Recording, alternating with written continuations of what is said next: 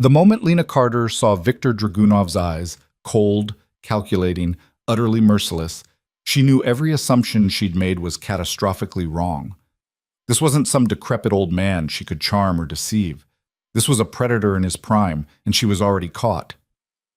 "You'll carry my child within 6 months," he said, his accent turning the promise into a death sentence. "Your father's debts die with your obedience." 20 years old, an ocean from home, surrounded by armed men, in a country where she didn't speak the language. Lena's ordinary life had just ended, and her nightmare was only beginning. If you're hooked, stay with me until the end of this story. Hit that like button and comment what city you're watching from, so I can see how far Lena's journey travels. The gallery opening had been perfect, almost offensively so. String lights casting warm amber across exposed brick, the scent of expensive wine and cheaper ambition, Lena's charcoal portraits finally getting the attention they deserved from people who mattered. She'd worn the black dress her roommate insisted made her look dangerous in a good way, and for 3 precious hours, she'd felt like someone who belonged in rooms like this. She should have known better. Her phone buzzed 7 times before she checked it. All from Dad. That alone sent ice through her chest. Her father never called anymore, not since the divorce, not since he'd chosen poker tables and loan sharks over parenting.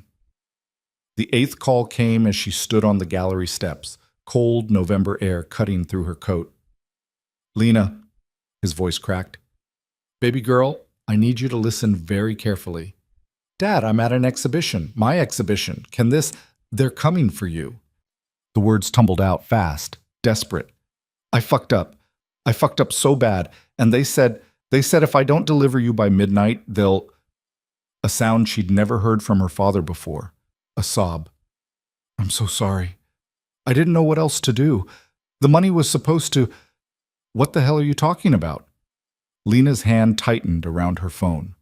Around them, gallery patrons laughed, oblivious. "Who's coming?" "Russians. Ukrainians. I don't fucking know anymore." Her father's breathing came in sharp bursts. "Viktor Dragunov. That's the name they kept saying. He owns my debt now, and he doesn't want money, Lena. He wants—" The black sedan pulled up so smoothly she almost didn't notice. 2 men emerged, moving with the kind of precision that screamed military training. Dark suits, darker expressions, and eyes that found her instantly in the small crowd. "Dad?" Her voice dropped to a whisper.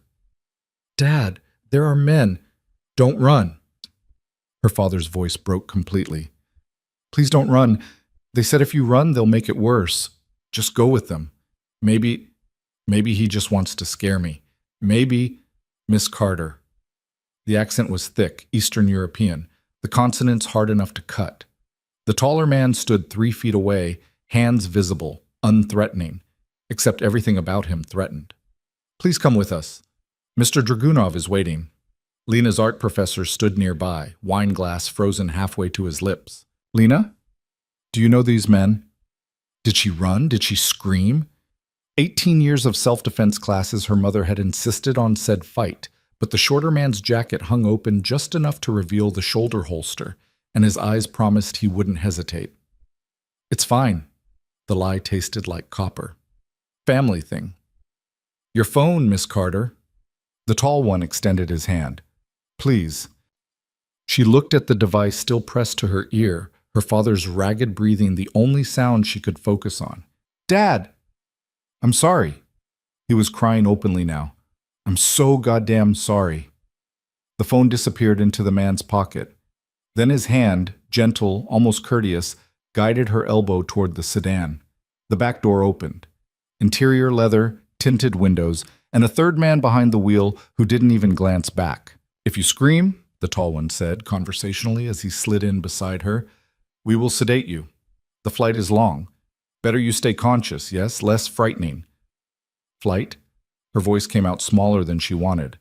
"Where—" "Mr. Dragunov will explain." He buckled her seatbelt like she was a child. "Sit still. Behave. This goes easier." The gallery lights receded through the rear window. Her professor stood on the steps, phone already out, probably calling. Who? Campus security? The police? And what would she even tell them?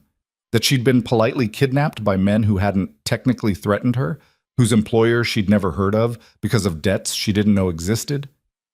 The sedan merged into traffic. Boston's November darkness swallowed them whole. "I'm a student."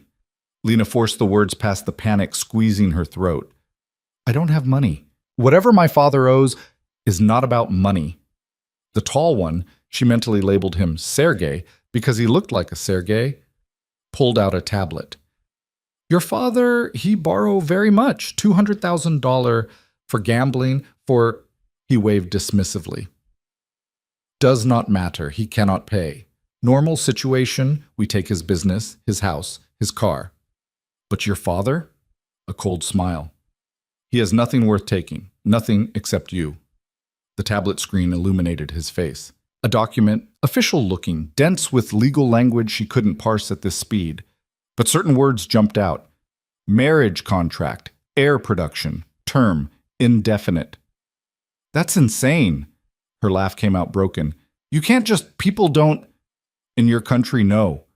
Sergei swiped to another page. "In Mr. Dragunov's world. Different rules. Your father, he understand this when he borrow from Bratva. When you borrow from Brotherhood, you pay. Always. One way or another." The shorter man, built like a concrete block with dead eyes, spoke for the first time. "You paint, yes? We see your gallery. Very nice." His English was worse, slower. "Maybe Mr. Dragunov let you paint. He appreciate beauty." "Let me?" Lena's hands clenched in her lap. "You're talking about me like I'm a fucking pet." "Pet? No." Sergei shook his head. "Wife. Important distinction. Pet has no rights." "Wife of Viktor Dragunov?" He made an expansive gesture. "You will have everything. Clothes, jewels, security, best doctors, best food. You make him son you want for nothing rest of your life. And if I refuse?" She already knew the answer, but she needed to hear it. "Cannot refuse." Sergei's tone remained pleasant, conversational. "This is not negotiation. Your father already signed papers. You are 20 years old, adult, but debt is transferred. You come willingly or you come sedated. You marry willingly or you marry drugged. You conceive willingly." He let that hang in the air like poison. "Better you understand now. Easier for everyone." The airport was private, corporate. No TSA, no crowds, just a sleek jet waiting on the tarmac with its stairs already deployed. Lena's legs felt disconnected from her body as Sergei guided her across the asphalt, the November wind cutting through her gallery dress like it was made of tissue paper. "I need to call someone." Her voice cracked. "My roommate will think you left exhibition early. We already sent text from your phone." Sergei showed her the screen. "Got sick, heading home." "Don't wait up," complete with the stupid flower emoji she always used. "Your professor also received message. You have family emergency, leave school for semester. Very sad, but necessary." They'd thought of everything, every escape route closed before she'd even known she needed one. The jet's interior was obscene. Cream leather, polished wood, a bar that probably cost more than her entire year's tuition. A woman in a crisp uniform stood waiting, her smile professional and empty. "Miss Carter will need something for nerves," Sergei told her in Russian. Lena's 2 semesters of language study were enough to catch that much. But nothing too strong. "Mr. Dragunov wants her alert on arrival." "I don't want—" Lena started, but the flight attendant was already preparing something, her movements practiced. "Is just Valium." Sergei pressed the pill into her palm, followed by water in a crystal glass. 10-hour flight. You want to arrive screaming, shaking, or calm, ready to meet your husband with dignity. Husband. The word felt like a noose. She took the pill. Not because she wanted to, but because the alternative, 10 hours of full panic, trapped at 30,000 feet with men who'd abducted her, seemed worse. The flight attendant's smile never wavered as Lena swallowed. "Good girl," Sergei said, and the condescension in those 2 words made her want to vomit. The jet lifted off smoothly. Boston disappeared beneath clouds, and with it, everything Lena had known. Her apartment with its paint-stained floors, her studio space at the university, the coffee shop where she worked weekends, the ordinary, beautiful, safe life she'd built for herself despite her father's implosion. Gone. The Valium hit her system like warm honey, dulling the sharp edges of terror into something more manageable. Sergei reclined his seat, closed his eyes. The concrete block scrolled through his phone with thick fingers, and Lena stared out the window at darkness, trying to remember everything she knew about Viktor Dragunov, which was nothing. The name meant nothing to her. How old is he? The word slurred slightly. This Dragunov. Sergei didn't open his eyes. 36. Not the ancient, dying oligarch she desperately hoped for. 36. Young enough to have decades of control ahead of him. Old enough to be established, powerful, untouchable. Why me? The question came out small. I'm nobody. If he's so powerful, he could have anyone. He could. Sergei's mouth curved. But transaction must balance. Your father owed debt. Debt must be paid. You are payment. Simple mathematics. I'm a person. Yes, person who now belonged to Viktor Dragunov. He finally opened his eyes, and for the first time, something almost like pity crossed his face. You think this is worst thing that happened in world? You think you first woman married for debt, for alliance, for... He searched for the word. For purpose beyond love? This is old story, Miss Carter. Oldest story. You just modern chapter. The Valium pulled her down into something that wasn't quite sleep, wasn't quite consciousness. She dreamed in fragments, her father's voice breaking over the phone, the gallery lights receding, her own charcoal portrait staring at her with hollow eyes, judging her for walking into that sedan without fighting, without screaming, without... Turbulence jerked her awake. The cabin lights were dimmed. Sergei snored softly across the aisle. Outside the window, dawn light cut across clouds that stretched forever, and Lena realized she didn't even know what country she was flying toward. The flight attendant appeared with coffee, black and bitter. We land in 40 minutes, Miss Carter. There are clothes in the bathroom. Mr. Dragunov sent your measurements ahead. Please change before arrival. Measurements. He already knew her measurements. The violation of it made her hands shake as she took the coffee. The bathroom was larger than her college dorm room had been. The clothes waiting, designer labels she recognized from magazines, sizes that fit perfectly, felt like a tailor-made cage. Silk blouse, tailored pants, leather boots that probably cost more than her monthly rent. She caught her reflection in the mirror. Pale, hollow-eyed, her careful gallery makeup now smudged and ruined. She looked like a ghost. The descent began. Sergei woke, straightened his tie, became all business again. When you meet Mr. Dragunov, you show respect. You do not raise voice. You do not make scene. He is patient, man, but patience has limits. Understand? Lena nodded, because what else could she do? The jet touched down smooth as butter. Through the window, she glimpsed mountains, snow-capped, massive, unfamiliar.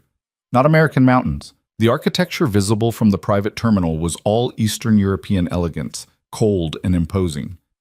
Where are we? Her voice came out hoarse. Home, Sergei said simply. You're home now. 3 more black sedans waited on the tarmac, men in suits, all cut from the same dangerous cloth. They surrounded her the moment she descended the stairs, not touching, but close enough that running was impossible. The morning air bit cold and sharp, so different from Boston's damp chill. The drive took 30 minutes through a city that looked like it belonged in a fairy tale. If fairy tales included armed checkpoints and buildings that wore their Soviet past like scars. They climbed into hills where the architecture shifted, became older, grander. Estate walls topped with security cameras, gates that opened silently as they approached. And then, the house. Except house was too small a word. The estate sprawled across manicured grounds, all stone and severe elegance, windows that reflected the morning sun like watching eyes. The sedan stopped at marble steps. Sergei exited first, then offered his hand. Lena ignored it, climbing out on her own, her new boots clicking against stone. The front doors opened. A woman emerged first, 50s, steel-gray hair pulled back severely, wearing an expression that suggested she'd seen everything and been impressed by none of it. She looked Lena over with the clinical assessment of someone appraising livestock. Adequate, she said in English. She'll need work, but adequate. Irina runs household, Sergei said. You do what she says, when she says? No exceptions. Irina's mouth twitched. Inside, Mr. Dragunov is waiting in his study. The interior was all dark wood and darker paintings, the kind of wealth that didn't need to announce itself because it had existed for generations. Their footsteps echoed. Somewhere, classical music played, something Russian, melancholic, beautiful in a way that made Lena's chest ache. They stopped before double doors. Irina knocked twice, then opened them without waiting for response. The study was enormous. Floor-to-ceiling bookshelves, a fireplace large enough to stand in, windows overlooking grounds that seemed to stretch for miles. And behind a desk that looked carved from a single piece of mahogany, backlit by morning sun that turned him into a silhouette. Viktor Dragunov. He stood as she entered. Not ancient, not frail, not any of the desperate fantasies she'd constructed during that endless flight. 36 looked like this. Over 6 feet of lean muscle and perfect tailoring, dark hair cut military short, a face that would have been handsome if it wasn't so utterly cold, sharp cheekbones, a mouth that looked like it had forgotten how to smile, and eyes, those eyes. Pale gray, almost silver in the morning light, and completely devoid of mercy. He studied her the way someone might study a newly acquired painting, assessing value, checking for damage, deciding where it would hang. Miss Carter. His English was perfect, the accent just barely detectable. Welcome. Lena's voice stuck in her throat. This was real. This was actually happening. This man, this stranger, expected her to, I won't do it. The words burst out before she could stop them. Whatever arrangement you made with my father, I'm a person, I have rights. You can't just... I can. Victor's tone remained pleasant, conversational. He moved around the desk with a predator's grace, closing the distance between them. Your father signed contracts witnessed by lawyers in 3 countries. Debt transference, acknowledged and accepted. You became collateral the moment he put pen to paper. That's human trafficking. Lena's hands clenched. I'll go to the police. Police? Something that might have been amusement flickered in those gray eyes. In this country, Miss Carter, I am the police. The judges, the prosecutors, the politicians, all of them owe their positions to men like me. You think your American citizenship matters here? He stopped 3 feet away, close enough that she could see the flecks of darker gray in his irises. You have no embassy to run to, no consulate that will touch this. Your father already reported you missing in Boston, filed a police report, very distraught, very concerned. And here you are, in a country with no extradition treaty, married, or about to be, to a man whose money built half this city. The room tilted. You planned this. Of course. Victor returned to his desk, poured vodka from a crystal decanter. I plan everything. Your father's debt came to my attention 6 months ago. I researched his assets, found nothing of value except... He raised his glass toward her. A daughter, 20 years old, healthy, educated, beautiful enough. No serious relationships, no family beyond a divorced mother who moved to Arizona and barely speaks to you. Perfect. For what? The question came out broken. I'm 36. Victor drank, his throat working. I've built an empire that spans 4 countries and generates billions annually. I have everything a man could want, except a legacy.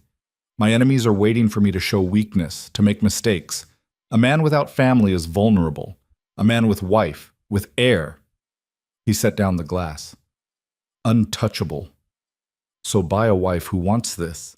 Lena's voice shook. There are women who would come willingly.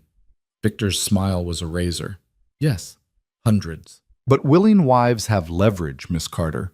Willing wives have families who expect influence, allies who want favors. Willing wives can divorce, can betray, can become liabilities. He moved toward her again, and this time she backed up until her shoulders hit the bookshelf. But you have nothing. No family that matters, no allies, no power. You are perfect precisely because you are powerless. The cruelty of it, the casual, calculated cruelty, stole her breath. You'll carry my child within 6 months. Victor's hand came up, and Lena flinched, but he only tucked a strand of hair behind her ear, the gesture almost tender.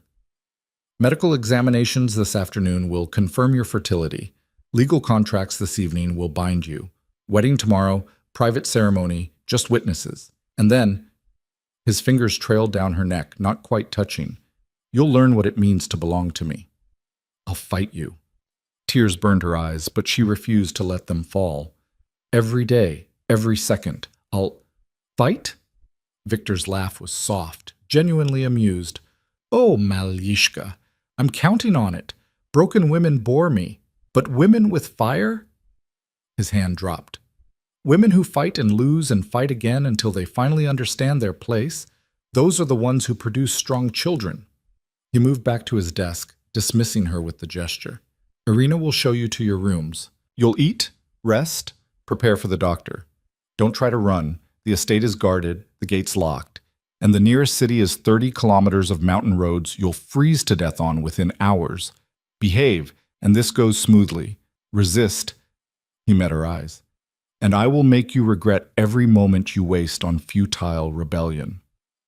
Mr. Dragunov, Irina said from the doorway, the contracts are ready for review. Excellent. Victor was already focused on the papers before him, Lena forgotten like a piece of furniture. Take her away. Irina's grip on Lena's elbow was iron. The hallway spun. Lena's legs barely held her as they climbed a staircase that seemed to spiral forever. First rule, Irina said, her accent thicker than Victor's. Never embarrass him publicly. Private resistance, he expect. Enjoy, even. But public defiance? She stopped before a door, unlocked it with an old-fashioned key. That brings punishment you do not want. The room beyond was a prison dressed as luxury. King bed draped in silk, windows overlooking the grounds. Locked windows, Lena realized. A door leading to a bathroom larger than her entire Boston apartment. Closets already filled with clothes in her size. Shoes lined up like soldiers. Lunch in 1 hour, doctor at 3. You will cooperate, or you will be sedated and examined anyway. Irina's expression softened almost imperceptibly. Make this easier on yourself, child. Men like Victor Dragunov do not lose. Ever. Only question is how much you suffer before accepting what you cannot change. The door closed. The lock turned. Lena stood in the center of all that expensive emptiness and finally let herself break. Sobs tore through her chest, violent and raw. She grabbed a crystal vase from the nightstand and hurled it at the wall, watched it shatter into 1,000 pieces that glittered like ice on the hardwood floor. No one came. No one cared. She was alone. She was trapped. And Victor Dragunov, cold-eyed, calculating, utterly merciless, owned her as surely as he owned the furniture, the walls, the very air she breathed. Her father had sold her. Not for love, not even for survival. For gambling debts, for his own weakness, for... The realization hit her like a physical blow. This was her life now, this beautiful, terrible cage. And the man who'd built it didn't need her love, didn't want her happiness. He wanted an heir and obedience, and he had all the time and power in the world to break her into exactly the shape he required. Lena slid down the wall, wrapped her arms around her knees, and stared at the locked door. 20 years old, and her life was already over. The doctor arrived precisely at 3, escorted by Irina and 2 guards who positioned themselves outside the door like sentries. Dr. Volkov was a woman in her 60s with surgical gloves already on, and an expression that suggested she'd performed this exact examination on countless unwilling girls before Lena. On the bed, she said in accented English. Remove clothing from waist down. Lena's hands shook. I want a different doctor, a woman I choose, not Mr. Dragunov's physicians are best in country. Dr. Volkov opened her medical bag with practiced efficiency. You want second opinion? You must first survive first opinion. Now undress, or guards do it for you. The humiliation of it burned through Lena's chest. She turned her back, stripped with trembling fingers, and lay on the bed staring at the ceiling while Dr. Volkov's cold hands violated every remaining shred of dignity she possessed. Blood drawn, samples taken, internal examination so clinical it felt like being processed at a veterinary clinic. Healthy, Dr. Volkov announced, snapping off her gloves. Fertile. No diseases, no complications. You make good babies. She pulled out a blister pack of pills. Birth control, you stop immediately. Prenatal vitamins, you start today. Alcohol, cigarettes, drugs, all forbidden. You want coffee? 1 cup morning only. I'm not taking those. Well, Lena sat up, pulling the sheet around herself. I'm not going to... You think you have choice? Dr. Volkov's laugh was harsh. Girl, I examined 5 women this month for Bratva marriages. All say no at first. All take pills eventually. Some take them willingly after understanding reality. Others, she shrugged. We crush pills in food, inject vitamins while sedated. Easier you cooperate. She left the pills on the nightstand like a threat. Lena stared at them after the doctor departed, after Irina locked her in again, after the sun began its descent toward the mountains, and the room filled with golden light that felt like mockery. The prenatal vitamins sat there, waiting. Lena grabbed the blister pack and hurled it across the room. Dinner arrived on a silver tray, roasted chicken, vegetables, bread still warm from the oven, and a small paper cup containing crushed vitamins mixed into what looked like applesauce. They weren't even pretending anymore. Lena ate everything except the applesauce, her stomach grateful despite her mind screaming that accepting their food meant accepting this reality. She was exploring the bathroom, marble everywhere, a tub large enough to swim in, toiletries and brands she recognized from magazine advertisements, when she heard the lock turn. Victor stood in the doorway, still in his suit but with his tie loosened, holding a leather folder. The contracts, he said, crossing to the desk by the window. Come sign. No, not a request. He opened the folder, revealing pages dense with legal text in 2 languages. These formalize our arrangement, marriage terms, financial provisions, custody agreements for future children. Your signature makes this legal in ways that protect us both. Lena stayed by the bathroom door. Protect us? You kidnapped me. I collected debt. Victor pulled out a pen. Expensive, heavy, the kind that signed important things. Your father's signature is already here. Yours goes beside it. Once married, you receive allowance of 50,000 American dollars monthly, access to all estate facilities, protection of my name and resources. In exchange, I become your breeding stock. His jaw tightened almost imperceptibly. You become my wife, mother to my children, mistress of this household. There are women who would kill for such position. Then marry one of them. Lena's voice rose. Let me go. Find someone who actually wants this nightmare. Victor set down the pen with controlled precision. Do you know what happens to women in your situation who refuse cooperation, who fight every step, make themselves useless? He moved toward her, slow and deliberate. They disappear. Quietly. Their fathers receive condolence messages, tragic accident, so sorry for loss. And debt remains unpaid, transferred to next available family member. He stopped close enough that she could smell his cologne, something expensive and cold. Your mother in Arizona. She has small house, yes? Mortgage almost paid off? She would make poor collateral, too old for children, but his smile was a knife. Organs sell very well, kidneys especially. The floor dropped from under Lena's feet. You wouldn't. I would do whatever necessary to balance books. Victor's hand came up, gripped her chin, forced her to meet his eyes. You think I am a monster? Maybe. But I'm a monster who keeps promises. Sign contracts, behave, give me Heir. Your mother lives peaceful life in Arizona, never knowing what you sacrificed. Refuse? His thumb pressed against her lower lip. I have her address. Her routine. She walks same path every morning, yes? Coffee shop on corner, then home through park? Lena's breath came in short gasps. Please. Please. Victor released her, returned to the desk. Begging already? I thought you had more fight. He held out the pen. Sign. Or I make phone call, and by morning your mother learns what happens when Carter family does not pay debts. Her legs barely carried her to the desk. The contracts blurred through tears she refused to shed. Page after page of legalese that reduced her entire existence to property terms and breeding schedules. Her hand shook so badly the first signature came out illegible. Again. Victor guided her hand, his fingers warm against her cold skin. Legible this time. She signed and signed and signed. 13 pages, each one another lock on her cage. Good girl. Victor collected the contracts, slid them back into the folder. Wedding tomorrow, 10 o'clock. Irina has dress prepared. Priest comes from city, 2 witnesses, very simple ceremony. You will say vows without crying, without seeing. Understand? Lena nodded because speech was impossible. Then we consummate. His tone remained businesslike. I am not cruel man, Lena. I will not hurt you more than necessary. But this marriage must be legitimate in all ways, legal, physical, binding. He moved to the door, paused. Rest tonight. Tomorrow your old life ends completely, and new one begins. The lock turned. Lena collapsed into the chair he'd vacated, staring at the desk where she'd signed away everything. Her hands still trembled. Her mother's face swam before her eyes, oblivious in Arizona, walking to her coffee shop, completely unaware that her daughter's signature had just purchased her safety. The applesauce cup sat on the dinner tray.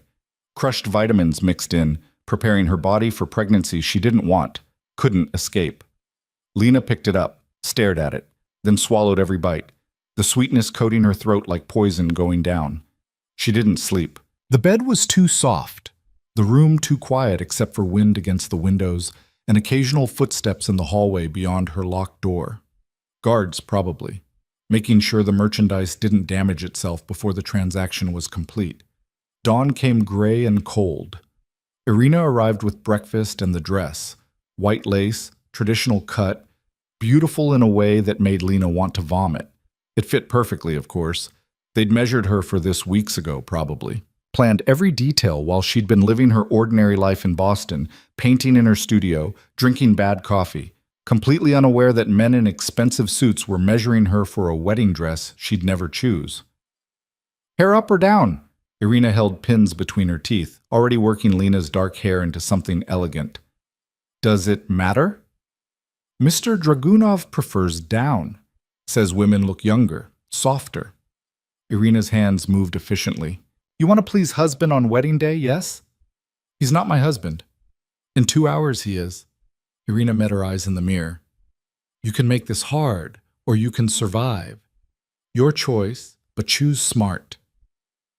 The makeup came next, enough to hide the shadows under Lena's eyes, the pallor of sleepless terror, the trembling she couldn't quite control. Irina worked in silence, transforming her into something that looked almost bridal, almost willing. At 9:30, Victor's head of security, a man called Dmitri with scarred knuckles and dead eyes, came to escort her downstairs. The chapel was private, on the estate grounds, all stone and stained glass that caught the morning light. A priest waited at the altar, old and uncomfortable, his hands fidgeting with his vestments. 2 men in suits stood as witnesses, faces she didn't recognize, expressions carefully neutral. And Victor, waiting at the altar in a black suit that probably cost more than her entire education, looking like every girl's dream groom if you ignored the ice in his eyes and the guards positioned at every exit. Dmitri walked her down the aisle because she had no father, no family, no one who gave a damn that she was being sold like livestock. Her heels clicked against stone. The dress rustled.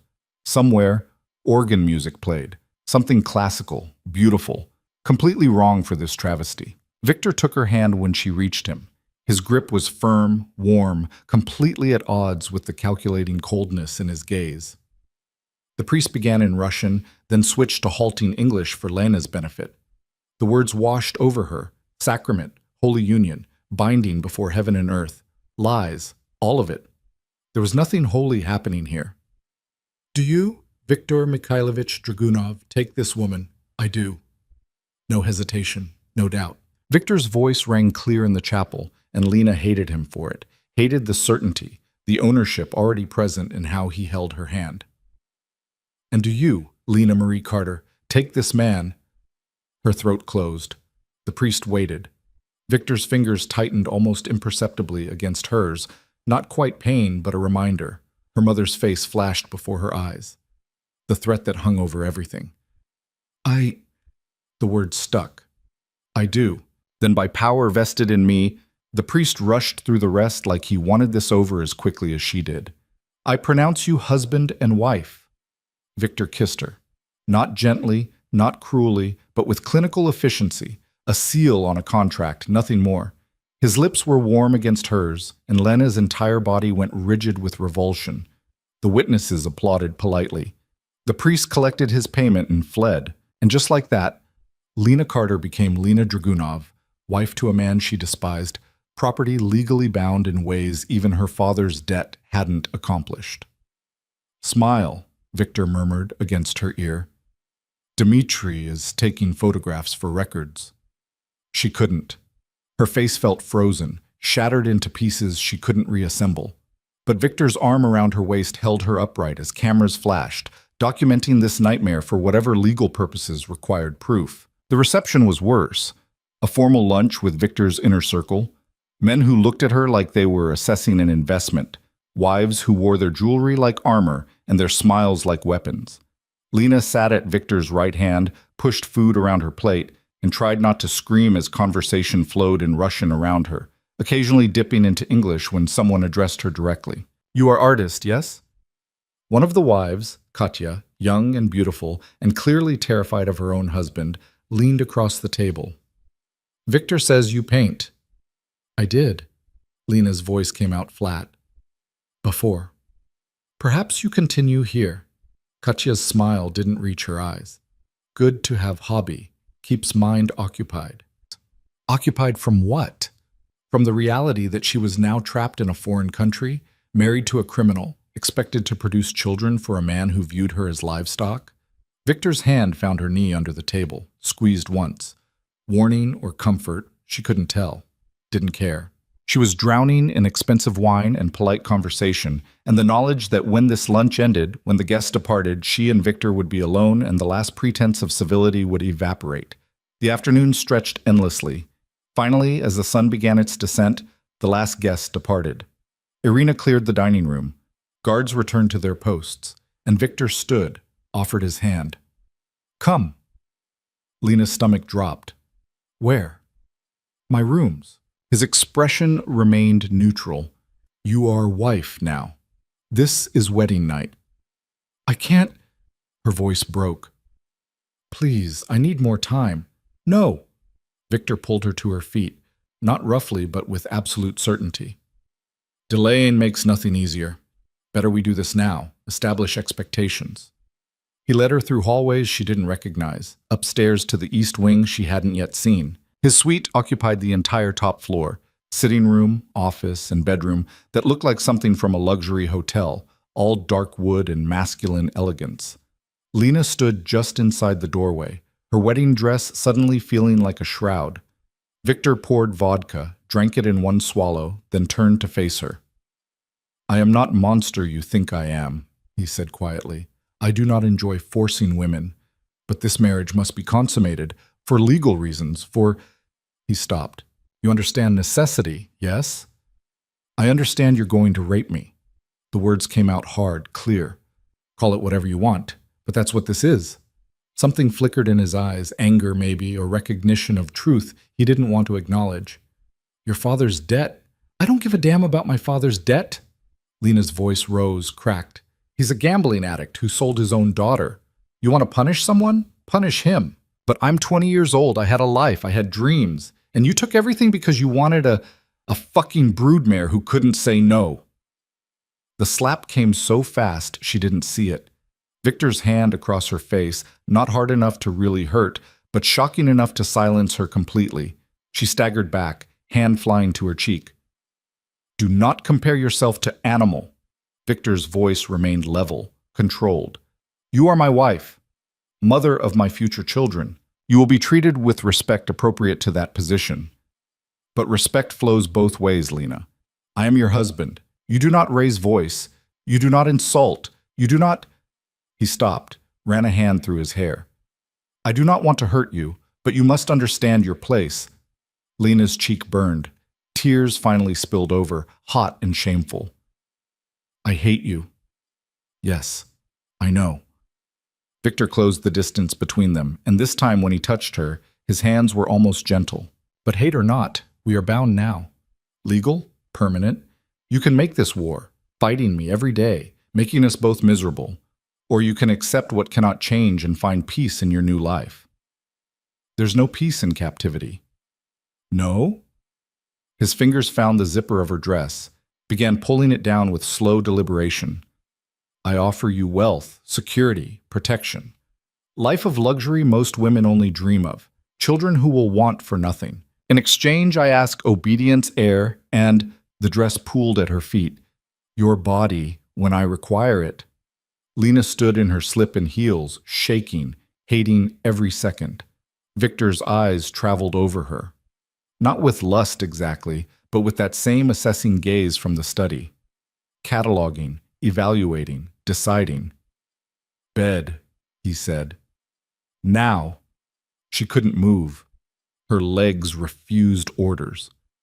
Victor sighed, lifted her, actually lifted her like she weighed nothing, and carried her to the massive bed. Set her down on sheets that probably cost more than her entire wardrobe back home. I will try to be gentle.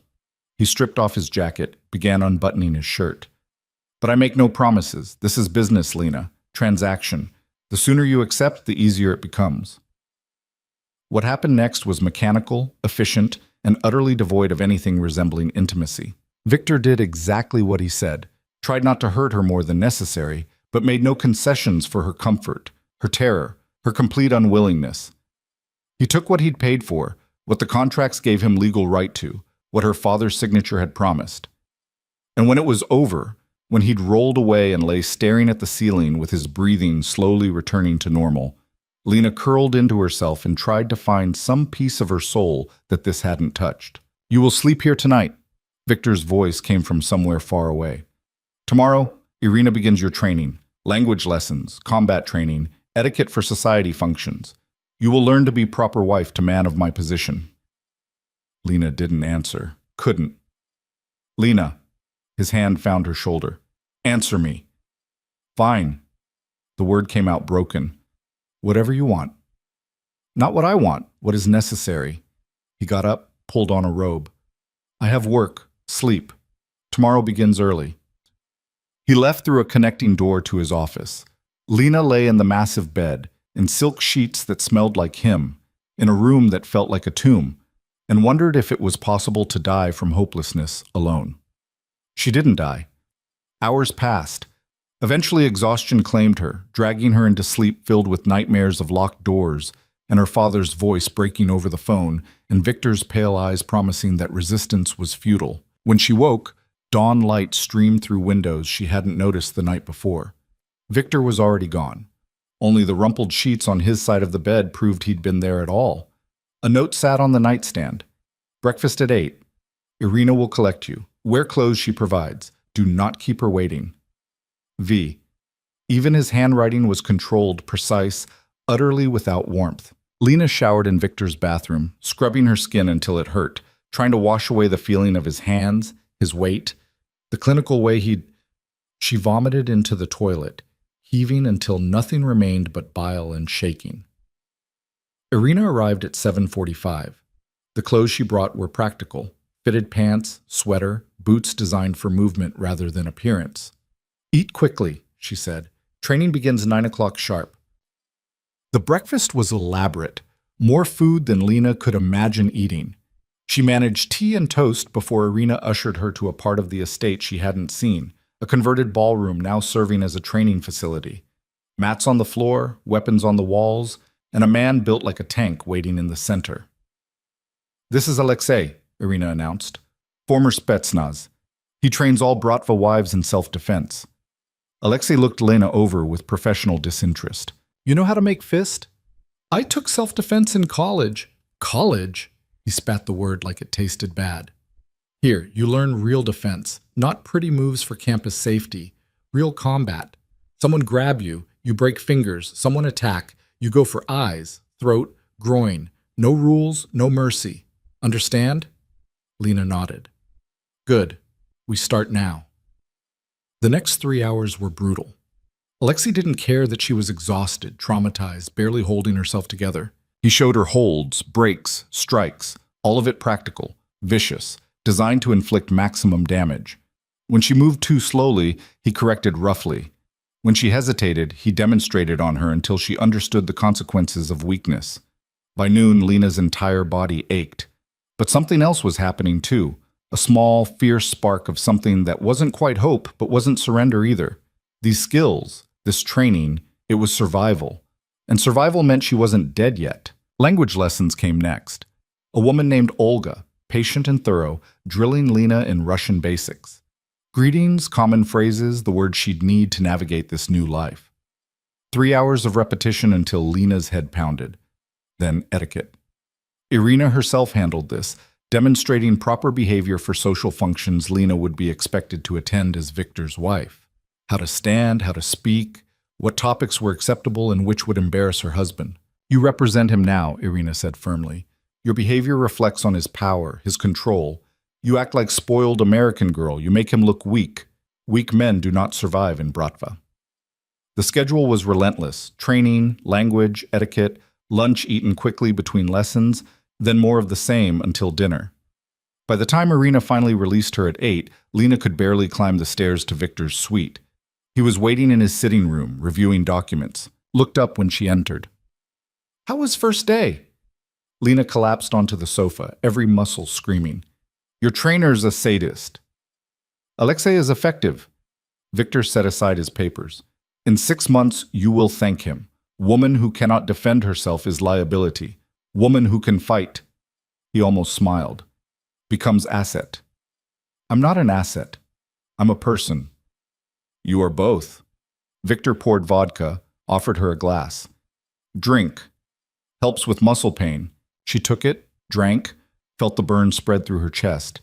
They sat in silence, the quiet between them, not quite comfortable, but not entirely hostile either. Lena's mind churned with questions she didn't want to ask, observations she didn't want to make, like how Victor seemed genuinely pleased that she'd survived the training, or how his hands, when he examined a bruise forming on her forearm, Alexei had been rough during a demonstration, were surprisingly gentle. Why combat training? The question emerged before she could stop it. If I'm just here to have your children, why teach me to fight? Victor's expression shuddered. Because world is dangerous, especially for women connected to men like me. Enemies will target you to hurt me. Better you know how to survive until help arrives. You mean until your guards arrive? Yes. No apology in his tone. This is reality, Lena. You are target now. Training keeps you alive. She wanted to hate the logic. Couldn't quite manage it. Dinner arrived on trays, food she was beginning to recognize as standard for Victor's household. Rich, abundant, probably designed by nutritionists to optimize her fertility. The vitamins came with dessert, no longer hidden. Lena took them without comment, too exhausted to fight. Victor watched her. You did not cry today. What? During training, Olga said you were frustrated, angry, but you did not cry. Good. Tears are manipulation tool or sign of breaking. You are neither. Lena met his eyes. You want me to break? No. He leaned back, studying her. I want you to bend, to accept. Breaking is useless. Broken women cannot raise strong children, but accepting reality, learning to thrive within limits? He nodded slowly. That is what I need. The honesty of it was somehow worse than cruelty. He didn't want to destroy her. He wanted to reshape her into something useful, something that fit the role he'd designed. What if I can't? Lena asked quietly. What if I fight you until one of us dies? Victor considered this. Then you die, he said finally, and I find another woman to carry my children. But I think you stronger than that. I think you survive because survival is in your blood. American stubbornness, yes? Something that might have been respect flickered in his expression. Your country built on people who refuse to quit. This fight in you, this anger, I do not want to extinguish, I want to redirect. Into what? Partnership. Victor stood, moved to the window overlooking dark grounds. I do not need submissive doll, Lena. I need intelligent woman who understands power, who can stand beside me in public and manage household, who can raise children to be strong, cunning, capable. He turned back. You think I am a monster? Maybe true. But monsters need queens, not victims. The word hung between them. Queen. As if this were some fairy tale instead of a nightmare wrapped in expensive sheets. But as Lena climbed into bed that night, as Victor joined her and pulled her against his chest with the casual possessiveness of ownership, she found herself wondering if maybe, just maybe, there was a third option between breaking and dying. Not acceptance, not surrender, but adaptation, evolution. becoming something he didn't expect, couldn't fully control. Her hands, wrapped in Alexei's lesson bruises, curled into fists beneath the blankets. She wasn't broken yet. And if she was going to survive this, she needed to be smarter, stronger, more dangerous than Victor anticipated. The training would continue, the language lessons, the etiquette, the slow transformation into a proper Bratva wife. But underneath it all, Lena made herself a promise in the darkness. She would learn everything they taught her, master every skill, every weapon, every word. And someday, when Victor finally decided she was trustworthy enough, valuable enough, she would find a way out of this cage he'd built, or she would burn it down around them both. 3 months into the marriage, Lena could disarm a man twice her size and conduct basic conversations in Russian without Olga's patient corrections. The transformation should have felt like progress. Instead, it felt like watching herself disappear piece by piece, replaced by someone Victor could actually use. The morning sickness started on a Tuesday. Lena barely made it to the bathroom before vomiting up her breakfast, her hands shaking against the cold marble as her stomach turned inside out. When she emerged, pale and trembling, Irina was waiting with a knowing expression and a pregnancy test. "No," Lena said. "It's too soon. It's only been 3 months," Irina held out the test. "Long enough. Mr. Dragunov will want confirmation." The test came back positive. Then another. Then doctor. Volkov arrived with her cold hands and colder bedside manner, performing an ultrasound that confirmed what Lena already knew in her bones. 6 weeks pregnant. Due in early spring. Victor's reaction was controlled satisfaction, a slight curve of his mouth, a possessive hand on her still flat stomach, and immediate orders to increase her security detail. No more training with Alexei until after the birth. Modified schedule, restricted access to certain parts of the estate, vitamin regimens that made Dr. Volkov's previous prescriptions look casual. "You are carrying Dragunov Heir now," Victor said that night, his hand still resting on her abdomen as they lay in bed. "Nothing matters more than protecting this child. Not our child, not even my child. This child." Like the baby was already separate from her, already his property before it even had a heartbeat she could hear. But the nausea made fighting impossible. Lena spent the next 2 weeks barely able to keep food down, exhausted by 10 in the morning, her body staging its own rebellion against the new reality taking root inside her. Victor hired a nurse, another stern woman named Natasha, who monitored Lena's vital signs like she was a particularly expensive piece of machinery that needed maintenance. The only reprieve came from an unexpected source. Victor's younger sister Katerina arrived from Moscow, a whirlwind of expensive perfume and genuine warmth that felt alien in the cold estate. She was 28, unmarried by choice, according to Irina's whispered gossip, and the only person who seemed to view Lena as something other than a walking incubator. "You look terrible," Katerina announced in perfect English, sweeping into Lena's sitting room without knocking. "Victor said you were ill, but I did not expect corpse." Lena managed a weak laugh from her position on the sofa. "Nice to meet you too?" "Katya. Only Victor calls me Katerina when he is angry." She settled into the chair across from Lena, crossing long legs. "So, brother finally produces heir. Whole family very excited. Very surprised he chose American girl, but..." She shrugged. "Victor always does unexpected things." "He didn't choose me. He bought me." Katya's expression shifted, something like sympathy flickering across her elegant features. "Yes, I know. He told me about your father's debt." She leaned forward. "I tell him this is barbaric, old-world thinking, but Victor..." Another shrug. "He believes in traditional solutions to modern problems. Debt must be paid. Family must continue. Love is, how you say, luxury he cannot afford." "Love?" Lena's laugh was bitter.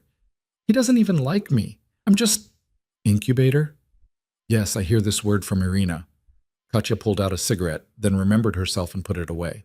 "But you are wrong about Victor. He does not do things halfway. If he bothers to keep you healthy, comfortable, if he gives you training and education instead of locking you in room like pet..." She met Lena's eyes. "This means something. Maybe not love, but respect at least. Recognition of worth. Worth as a mother to his children." Worth is worth. Katya stood, moved to the window. I tell you secret about my brother. When he was 20, he had wife. Real wife, love match. Svetlana. Beautiful, kind, perfect for him. Her voice went flat. She died. Car bomb meant for Victor. He found her body himself. The information landed like a physical blow. Lena sat up straighter, nausea temporarily forgotten. He never mentions. Katya turned back. After Svetlana, Victor becomes what you see now. Cold, calculating, all business. He swears never to marry for love again, never to give enemies leverage through his heart. So when he needs heir, he chooses differently. Someone he cannot love. Someone who is transaction only. She tilted her head. Safer for everyone, he thinks. No emotions to weaponize. That's insane. That is survival in our world. Katya returned to her chair. But here's the thing. Victor forgets that transactions can become something else, that respect can grow into trust, trust into partnership. He thinks he controls this, controls you, but pregnancy changes everything. Baby makes you family, not just asset. Lena wanted to believe her, desperately wanted to think that the life growing inside her could somehow transform this nightmare into something bearable. But Victor's hand on her stomach had been possessive, not tender. His satisfaction had been about securing his legacy, not about becoming a father. Over the next 2 weeks, though, something did begin to shift. Victor started joining her for lunch instead of eating in his office, asking Natasha about her symptoms with what seemed like genuine concern. He brought her books in English when he noticed her struggling with Russian novels, commissioned a studio space in the East Wing, complete with natural light and proper ventilation for when she felt well enough to paint again. Why are you doing this? Lena asked one afternoon as Victor supervised the installation of professional easels and a cabinet full of art supplies she recognized from the expensive catalogs she used to drool over in college. You need occupation, he said simply. Boredom makes women depressed. Depression is bad for baby. So this is still just about... No. Victor cut her off, his jaw tight. Is about you. You are artist. Artist who cannot create becomes, he searched for the word, hollow. I do not want hollow wife. The admission caught her off guard.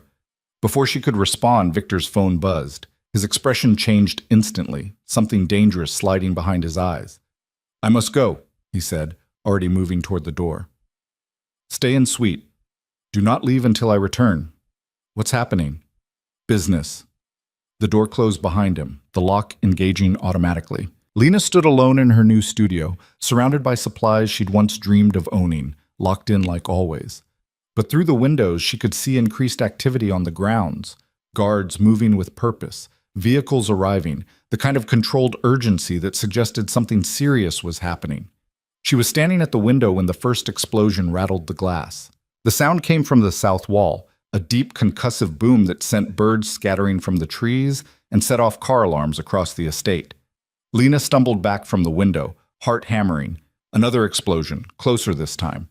Then gunfire, rapid and sustained, the chatter of automatic weapons she recognized from movies but had never heard in real life. The door to her suite burst open. Not Victor, but Dmitri, the head of security, his face grim. Come, now! What's happening? Chechens. They breached south wall. He grabbed her arm, hauled her into the hallway where 4 more guards waited. Safe room, 3rd basement, move. They ran. Lena's pregnancy-weakened legs struggled to keep pace as Dmitri and his men rushed her through corridors she'd never seen, down stairs that descended into the estate's foundation. More gunfire above them now, closer, shouting in Russian and another language she didn't recognize. The metallic scent of smoke filtering through the ventilation. The safe room was exactly what it sounded like. Reinforced steel door, concrete walls, supplies for extended siege. Dmitri shoved Lena inside, positioned 2 guards at the entrance. You stay here. Do not open door for anyone except Mr. Dragunov or myself. Understand? Where's Victor? Fighting. Dmitri's expression was stone. This is professional hit, coordinated attack. They want him dead. His eyes dropped to her stomach. Maybe want you dead too. Eliminate heir before it is born. The door slammed shut. The lock engaged with a sound like a tomb ceiling. Lena was alone in the concrete box with emergency lights, bottled water, and the muffled sounds of violence happening somewhere above her head.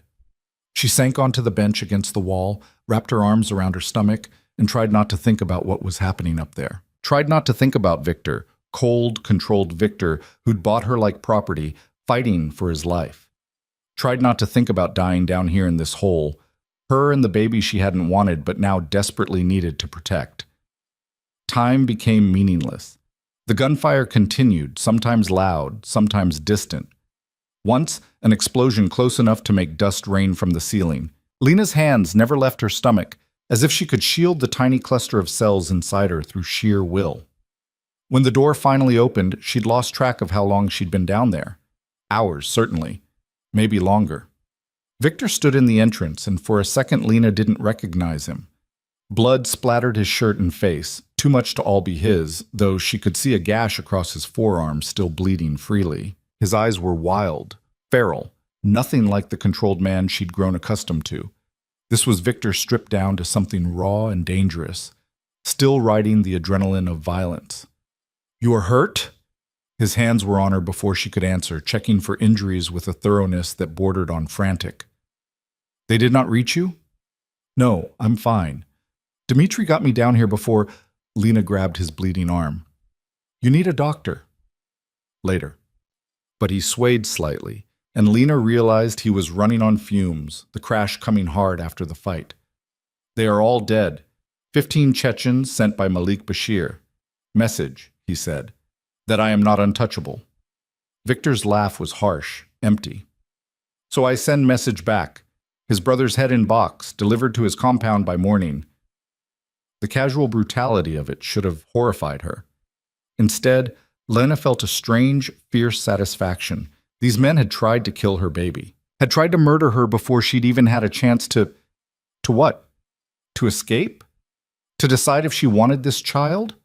But in that safe room, with gunfire overhead and nothing but her own heartbeat and the fragile pulse of new life inside her, Lena had discovered something terrifying. She did want this baby. Not because Victor demanded it, not because contracts required it, because it was hers. "Come." Victor's arm around her waist was the only thing keeping him upright. "We go to medical suite. Dr. Volkov checks you, checks baby. Then we deal with aftermath." The estate was a war zone. Bodies being removed, blood being scrubbed from marble, bullet holes in walls that had stood for 200 years. Victor's men moved with grim efficiency, cleaning up evidence, securing the perimeter. Katya stood in the main hall directing staff, her elegant dress splattered with what looked like blood. Whether hers or someone else's, Lena couldn't tell. "She fought?" Lena asked as Victor guided her past. Katya was Spetsnaz before she decided being fashion designer was more fun. Victor's mouth twitched. "She kills 3 men with kitchen knife while protecting staff. Very proud of her." Dr. Volkov was already waiting in the medical suite, her supplies laid out with typical efficiency. She examined Lena thoroughly while Victor sat in the corner being stitched up by another doctor, his eyes never leaving Lena's face. "Baby is fine, doctor," Volkov announced finally. "Heartbeat strong, no signs of distress. Mother's blood pressure elevated but expected given circumstances. Both will recover."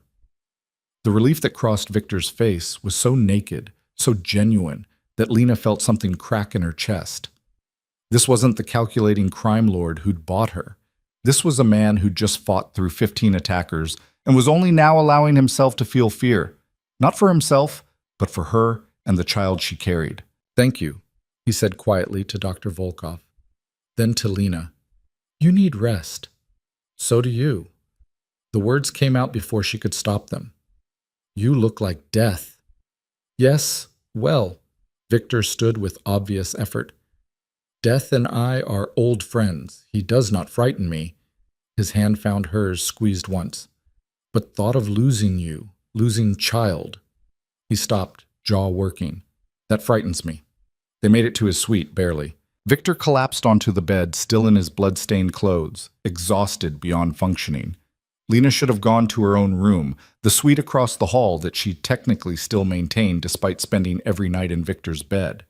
Instead, she climbed in beside him, curled against his injured side carefully, and let herself feel something she'd been fighting for 3 months. Not love, not forgiveness for what he'd done, how he'd stolen her life, but partnership, maybe. Recognition that they were bound together now in ways that went beyond contracts and coercion, that this baby growing inside her had just become the most important thing to both of them, for different reasons maybe, but with equal ferocity. Victor's arm came around her, pulled her closer. "I should have protected you better," he murmured into her hair. "Should have anticipated Bashir would retaliate for—" He stopped. "This is my fault. You couldn't have known. It's my job to know." His hand found her stomach again, spread across the slight curve that was just beginning to show. "I bring you into this world, make you target. Your life was ordinary, safe. Now I'm learning to survive in a different kind of life." Lena placed her hand over his. "I didn't choose this, but—" She struggled for words. "But this baby chose both of us, I guess. And if Chechens are going to try to kill it, then we better damn well keep it alive." Victor's chest shook. Laughter, or something else. She couldn't tell. "You sound like Bratva wife, fierce, protective of family." "I sound like a mother." The word felt foreign in her mouth. "Which I guess I'm going to be, whether I planned it or not." They lay in silence, both too wired to sleep despite exhaustion. Outside, the sound of cleanup continued. Evidence disappearing, normalcy being restored with practiced efficiency. "Tell me about Svetlana," Lena said quietly. Victor went rigid. "Who told you, Katya?" "She thought I should know." Lena turned to face him. "That you had someone you loved, that you lost her." For a long moment, Victor said nothing. Then, "Svetlana was everything I am not. Kind, gentle, believed in goodness of people. She thought she could—" His voice roughened. "Could save me. Make me better man." His eyes found the ceiling. "Instead, I got her killed. Bomb meant for me, she was in my car. They found her—" He stopped, swallowed hard. "I swore I would never again care for someone enough to give enemies that leverage. So you bought someone you thought you couldn't care about?" "Yes." He met her eyes. "But I was wrong. Seeing you in danger tonight, knowing they might reach you, might hurt you and child—" His hand tightened on her stomach. "I discover I care very much. More than is smart. More than is safe." The admission hung between them, fragile and dangerous. Lena should have used it, weaponized his emerging feelings into leverage for freedom. Instead, she found herself threading her fingers through his. "I don't forgive you," she said clearly. "For taking my life, my choices, for forcing this. I know. But I'm not going to let our child grow up thinking its parents hate each other." Her voice steadied. "So we figure out how to make this work. Not for love, not even for us. For—" She pressed her hand harder against her stomach. "For whoever this turns out to be." Victor's expression was unreadable. Then he pulled her close, buried his face in her hair, and she felt his shoulders shake with something that might have been relief or grief or both. They fell asleep like that, two people bound by violence and biology, and a fragile, growing understanding that neither of them knew how to name. The days that followed were different. Victor increased security until the estate felt like a military compound, but he also gave Lena more freedom within its walls. The studio became her sanctuary, hours spent painting while Natasha monitored her vitals, and Katya visited with gossip and surprisingly good advice about navigating Bratva social circles. "You embarrassed Malik Bashir at Charity Gala last month," Katya said one afternoon, watching Lena work on a portrait. "You remember?" Lena paused mid-brushstroke. She did remember. Some oligarch had made a crude comment about American girls, and she'd responded in halting Russian with an insult Olga had taught her. The man's face had gone purple with rage before Victor stepped in. "That was Bashir?" "His cousin. Close enough." Katya lit a cigarette by the open window.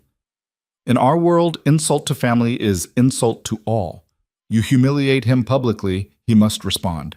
Hence," she gestured vaguely at the repaired wall where bullets had torn through, "attack. So this is my fault? No. It's fault of men who think violence solves everything." Katya blew smoke into cold air. "But you must understand, as Victor's wife, your words carry his power. When you speak, people hear him. When you insult with weight of Dragunov name behind you. The responsibility of it was crushing. Every word measured, every action calculated. But something else too. Power, real power, in a world where she'd had none. Katya? Lena set down her brush. If you could leave, would you? Leave Bratva? Katya considered this. Where would I go? This is only world I know. Besides, she smiled, sad and knowing. Once you are in until death. Family does not release. Ever. Lena already knew this, but hearing it confirmed made the walls of her beautiful cage feel more solid. That evening, Victor hosted a dinner for his inner circle, a show of strength after the attack. Lena wore the dress Irina selected, diamonds that probably cost more than her parents' house, and stood at Victor's side greeting men who'd killed people and women who looked at her with either pity or envy. Your wife is very beautiful, one of the men said to Victor in Russian, and brave, I hear, did not panic during attack. Victor's hand found the small of Lena's back. She is strong, will raise strong children. Lena understood enough Russian now to catch the approval in the man's tone, the respect. She was being evaluated, appraised, accepted, or rejected based on her performance in a role she never auditioned for. The evening stretched endlessly. By the time the last guest departed, Lena's feet ached and exhaustion pulled at her bones. Victor dismissed the staff, poured himself vodka, and stood at the window overlooking grounds that had been a battlefield just days ago. You did well tonight, he said without turning. Dmitri said 3 of the wives commented that you are proper Bratva lady. This is high praise. I'm so honored. The sarcasm slipped out before Lena could stop it. Victor turned, one eyebrow raised. You mock, but this matters. Acceptance from other families means safety. For you, for child. I know. Lena kicked off her heels. Doesn't mean I have to like it. No. He crossed to her, began unpinning her elaborate hairstyle with surprising gentleness. But you do it anyway. This is... He searched for the word. Maturity. Growth. This is survival. Lena closed her eyes as his fingers worked through her hair. I'm doing what I have to do to keep us alive. Yes. Same as me. Victor's hand stilled. You think I enjoy being monster?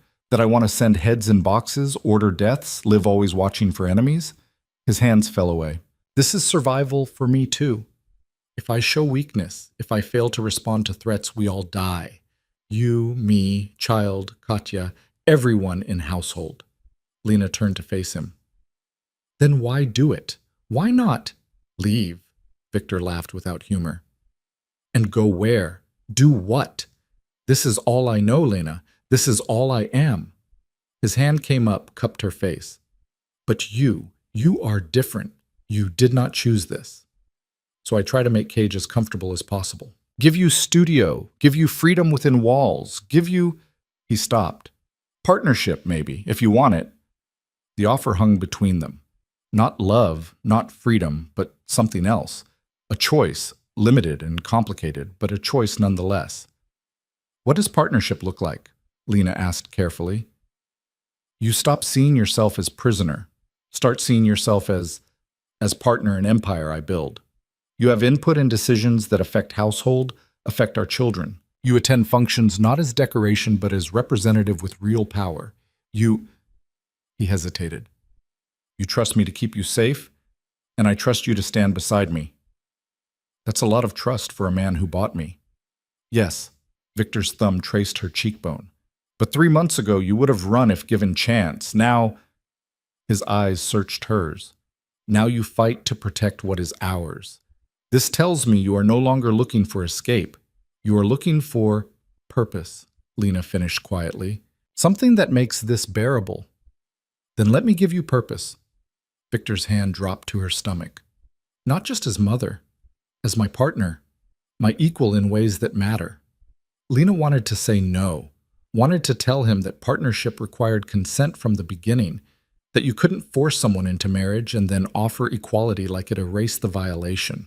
But she was 4 months pregnant with nowhere to run, no allies outside these walls, no future that didn't involve Viktor Dragunov in some capacity. And the alternative to partnership was remaining powerless, reactive, forever at the mercy of his decisions. Okay, she heard herself say. Partnership. But that means you actually listen when I talk. Actually consider my opinions, not just pretend to care while making all decisions myself? Victor almost smiled. I am not that man. When I commit to something, I commit fully. He pulled her close, rested his forehead against hers. You want partnership? You have it. But this goes both ways, Lena. I trust you with real power. You use it wisely. You speak for me in public. You speak with my interests at heart. Agreed? It was a cage gilded with agency. A leash long enough to feel like freedom. But maybe that was the best she could hope for in a world where leaving meant death and staying meant learning to thrive in captivity. Agreed, Lena whispered. Victor kissed her then. Not the clinical kisses of obligation, but something deeper, more genuine. And Lena kissed back, her hands finding his hair, pulling him closer, because partnership required participation, and maybe, just maybe, she could learn to want the life she couldn't escape. The baby kicked for the first time that night as they lay tangled together, a flutter so faint Lena almost missed it. But Victor felt it too, his hand pressed against her stomach, and his expression transformed into something wondering and afraid and utterly human. Our child, he said softly. Really ours now. And Lena, looking at his face in the darkness, realized that somewhere in the past 4 months of captivity and coercion and calculated survival, she'd stopped thinking of the baby as just Victor's heir or her burden. It had become theirs. And that changed absolutely everything. The pregnancy transformed Victor in ways Lena hadn't anticipated. The man who'd orchestrated her kidnapping became obsessive about her health, her comfort, her safety in a manner that went beyond protecting an investment. He interviewed 3 additional obstetricians before selecting Dr. Petrov, a soft-spoken woman from St. Petersburg who delivered half the Bratva babies in Eastern Europe. He had the nursery designed and redesigned 4 times, finally settling on soft greens and creams after Lena mentioned she wanted something gender-neutral and calming. You are creating palace for infant who cannot even see colors yet, Katya observed one afternoon, watching workers install custom shelving. This is not practical, brother. Our child deserves best.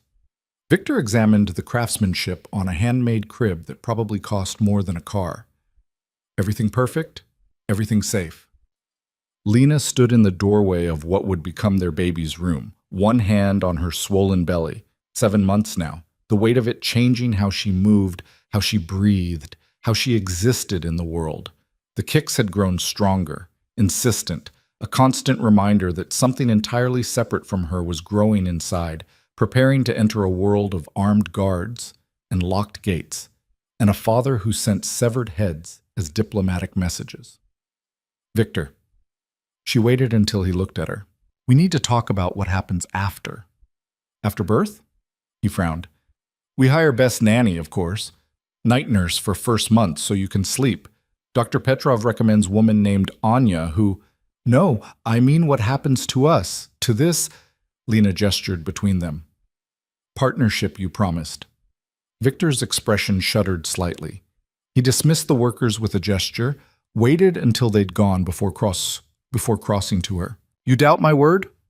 I doubt that a baby crying at 3 a.m. and dirty diapers and all the reality of actual parenthood is going to fit into your controlled world as neatly as you think. Lena held her ground. You've been good these past months. Attentive, careful with me. But that's because I'm pregnant with your heir. What happens when I'm not pregnant anymore? When I'm just what? My wife? Mother of my child? Victor's hand found her face, tilted it up. You think this care is temporary? That I become monster again once baby is born? I think you're a man used to getting what he wants, and right now what you want is a healthy heir. Lena pulled back slightly.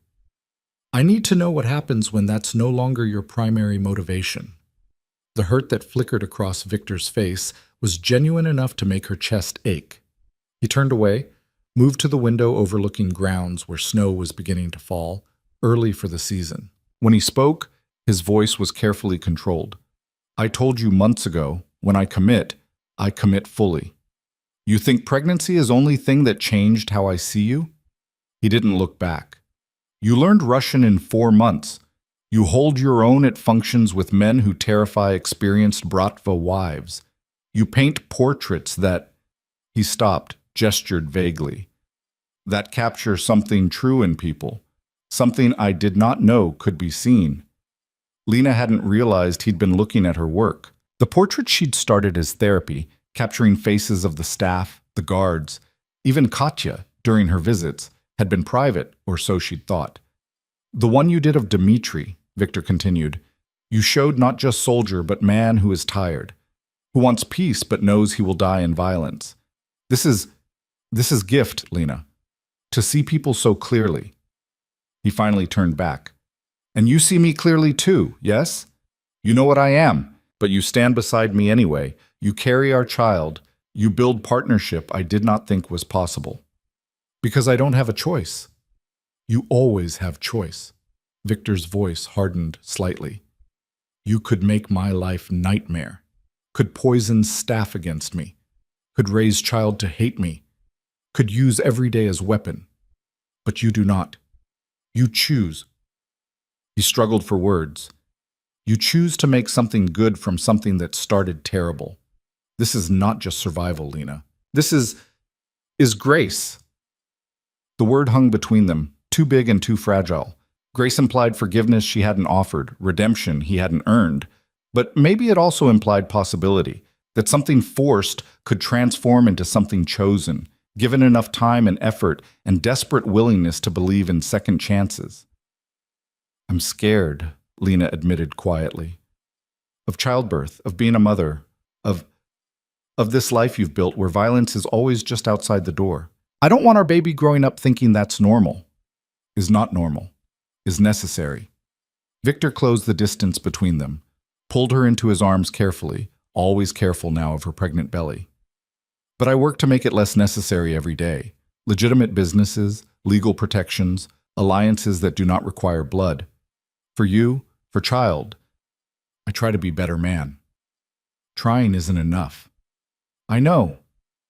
His hand found her stomach, spread across the curve where their child grew. "So I do more than try. I succeed.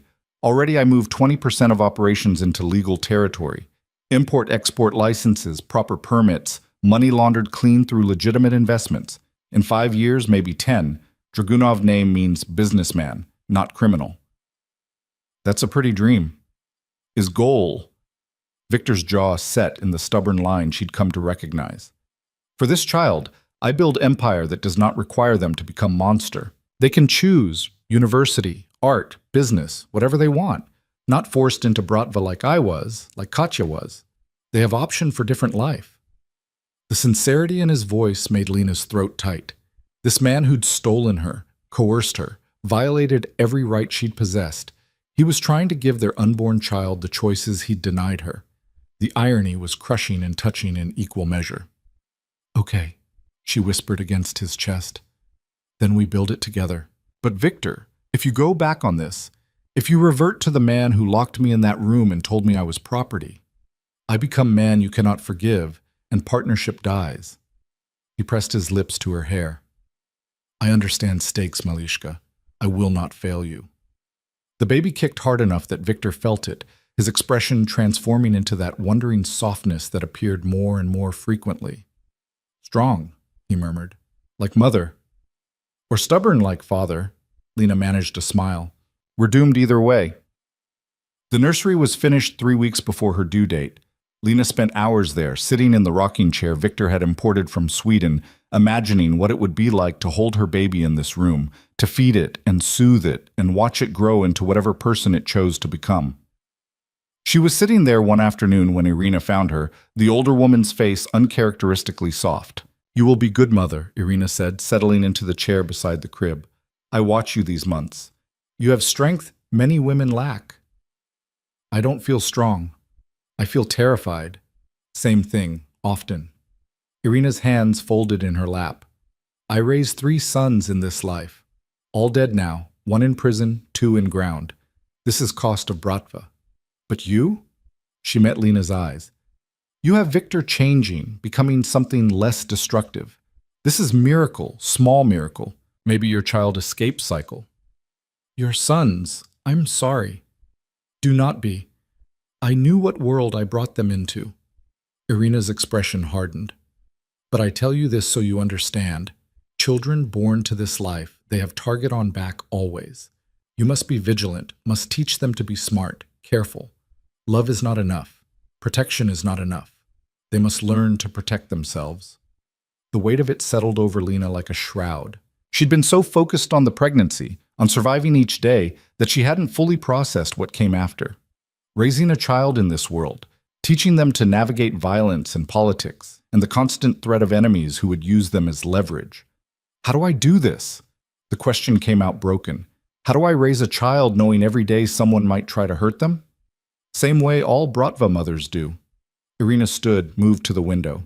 You love them fiercely, you teach them to be fierce, and you pray they are fiercer than enemies who come. Nothing else you can do. That night, Lena woke to cramping, not painful exactly, but insistent. She lay in the darkness beside Victor's sleeping form, one hand on her stomach, feeling the tightening and releasing of muscles preparing for what was coming. False labor, probably. Dr. Petrov had warned her about Braxton Hicks' contractions, but something felt different, more purposeful. When her water broke 20 minutes later, soaking the expensive sheets, she knew this was real. Victor, she shook his shoulder. Victor, wake up, it's time. He came awake instantly, years of sleeping light in dangerous situations making him alert in seconds. Time? But you are not due for 3 more. Baby doesn't care about schedules. Another contraction hit, stronger this time. We need to call Dr. Petrov. The next 6 hours were a blur of pain and controlled chaos. Dr. Petrov arrived with her team, transforming the master suite into a delivery room with practiced efficiency. Victor refused to leave, despite Dr. Petrov's suggestion that fathers often preferred to wait elsewhere. She is my wife. This is my child. I stay. His hand gripped Lena's, and she was grateful for it as contractions came harder, faster, turning her world into cycles of pain and brief respites. You are doing well, doctor, Petrov said during one of those respites, checking Lena's progress with clinical efficiency. Baby is in good position. Few more hours, maybe. Few more hours? Lena's laugh came out half-sob. I can't do this for a few more hours. Yes, you can. Victor's other hand smoothed her sweat-soaked hair back. You're strongest person I know. You survived me. You survived Chechens. You survived this. Those didn't hurt like this. No? His smile was strained. You break my hand, I think you are wrong. She was breaking his hand, crushing it with each contraction, but he never complained. Just stayed beside her, murmuring encouragement in Russian and English, being present in a way she'd never expected from him. When the pushing started, Lena understood why women screamed during childbirth. The pain was transcendent, all-consuming, worse than anything she'd ever experienced. But Dr.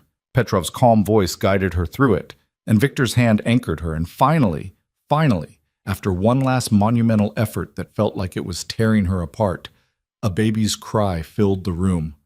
Girl, Dr. Petrov announced, placing the squalling, blood-covered infant on Lena's chest. Healthy girl, good lungs, all fingers and toes. Lena stared down at the tiny face, scrunched and red and furious at being expelled into the cold world. Her daughter. She'd made another human being, grown it inside her body, brought it into existence through sheer biological determination. The magnitude of it was overwhelming. She is perfect, Victor's voice cracked. His hand hovered over the baby's head, trembling, like he was afraid to touch something so small and fragile. Lena, she is ours. Lena guided his hand down. Let him feel their daughter's soft hair, still wet from birth. She's ours. The baby, they hadn't even chosen a name yet, too superstitious to decide before she was safely born, wrapped one tiny fist around Victor's finger, and Lena watched her husband's face transform completely. All the hardness, all the calculated control, stripped away to reveal something raw and undefended. I will protect her, he said quietly, more to the baby than to Lena. From everything, from everyone. Nothing will hurt you, Malishka, I promise. Dr. Petrov cleared her throat gently. We must finish delivery, clean mother and baby. Father can stay, but please move to chair. The aftermath of birth was messy and uncomfortable, and nothing like movies suggested. But holding her daughter, clean now, wrapped in soft blankets, made everything else fade to background noise. The baby nursed with surprising determination, her tiny mouth working instinctively, and Lena felt the final walls around her heart crumble. This was why she'd stayed, why she'd stopped fighting. Not for Victor, not for partnership, not even for survival. For this. For the small, perfect life depending on her for everything. "What do we call her?" Victor asked from his position beside the bed, unable to look away from his daughter. They'd discussed names briefly. Victor wanted Russian names, Lena wanted English. They'd agreed to consider options that worked in both languages. But now, looking at the baby's serious expression as she nursed, Lena knew exactly what fit. "Sofia," she said. "Sofia in English. Sofia Dragunov." Sofia. Victor tested the name, his accent making it beautiful. Wisdom. Good name for girl who will need much wisdom to survive this world. His hand found Lena's face, tilted it toward him. "Thank you. For her, for everything. I know I do not deserve this, deserve you, but shut up." Lena kissed him, brief and exhausted. "Just be the father she deserves. That's all I ask. I will try." "Don't try. Do." His smile was crooked, vulnerable. "Yes, wife." The first weeks with Sofia were harder than anything Lena had endured. The sleep deprivation, the constant feeding, the crying that seemed to have no solution. It pushed her to edges she didn't know existed. But Victor surprised her again. He hired the night nurse like he'd promised, but he also insisted on taking shifts himself, walking their screaming daughter through the halls at 3 a.m. while Lena caught desperately needed sleep. She woke one night to find him gone, followed the sound of his voice to the nursery. Victor stood at the window with Sofia against his shoulder, speaking to her in soft Russian about the stars visible over the mountains, about the world she'd grow up in, about promises he was making to a 6-week-old who couldn't possibly understand. "I make this place safe for you," he murmured. "Clean money, legitimate power, so you do not have to choose between being good person and being strong. You can be both, Malishka. I build this for you." Lena's throat tightened. She slipped back to bed before he noticed her, but the image stayed with her, this dangerous man gentled completely by the small life in his arms. When Sofia was 2 months old, Victor called Lena to his office. She found him at his desk, documents spread before him, his expression serious. "I need to show you something." He gestured to the chair across from him. "Partnership means transparency, yes? So I show you what I am doing." The documents detailed the systematic transformation of his empire. Shell companies being dissolved, legitimate businesses being established, blood money being cleaned through increasingly legal channels. Import licenses, manufacturing permits, real estate investments, all of it documented, tracked, audited. "I move 40% now," Victor said, watching her review the papers. "In 2 years, maybe 60%. 5 years, perhaps 80. Never 100, some things cannot be made legal. But enough that Sofia inherits business empire, not criminal organization. This is..." Lena struggled to process the scale of it. "This is what you meant, about building something different. Yes, for her, for you." His hand covered hers. "I promise to be better man. This is how I do it." But transformation came with cost. 3 months after Sofia's birth, Victor's second in command, a man named Yuri who'd been with him for 15 years, attempted a coup. He'd seen Victor's pivot toward legitimacy as weakness, convinced others in the organization that the birth of Victor's daughter had made him soft. The confrontation happened in Victor's office while Lena nursed Sofia in their suite upstairs. She heard the gunshot, a single, sharp crack that made her heart stop. Dmitri appeared in her doorway seconds later. "Stay here, locked door. Do not open for anyone except Mr. Dragunov." "What happened? Is Victor..." "Handled." Dmitri's expression was grim. "But you stay locked until he comes. Understand?" She waited in terror, Sofia oblivious in her arms for what felt like hours but was probably only 30 minutes. When the door finally opened, Victor stood there with blood on his shirt, not his from the way he moved, and exhaustion carved into every line of his face. "Yuri is dead," he said flatly, along with 3 men who sided with him. Dmitri is cleaning up. He crossed to her, looked down at Sophia sleeping peacefully. She did not hear. I don't think so. Lena's voice shook. Victor, what? Yuri thought I was weak. Thought fatherhood made me unable to do what is necessary. Victor's smile was cold, completely unlike the soft expression he wore with Sophia. I showed him he was wrong, showed them all. Message is clear now. I become legitimate for my daughter, but I am still dangerous to enemies.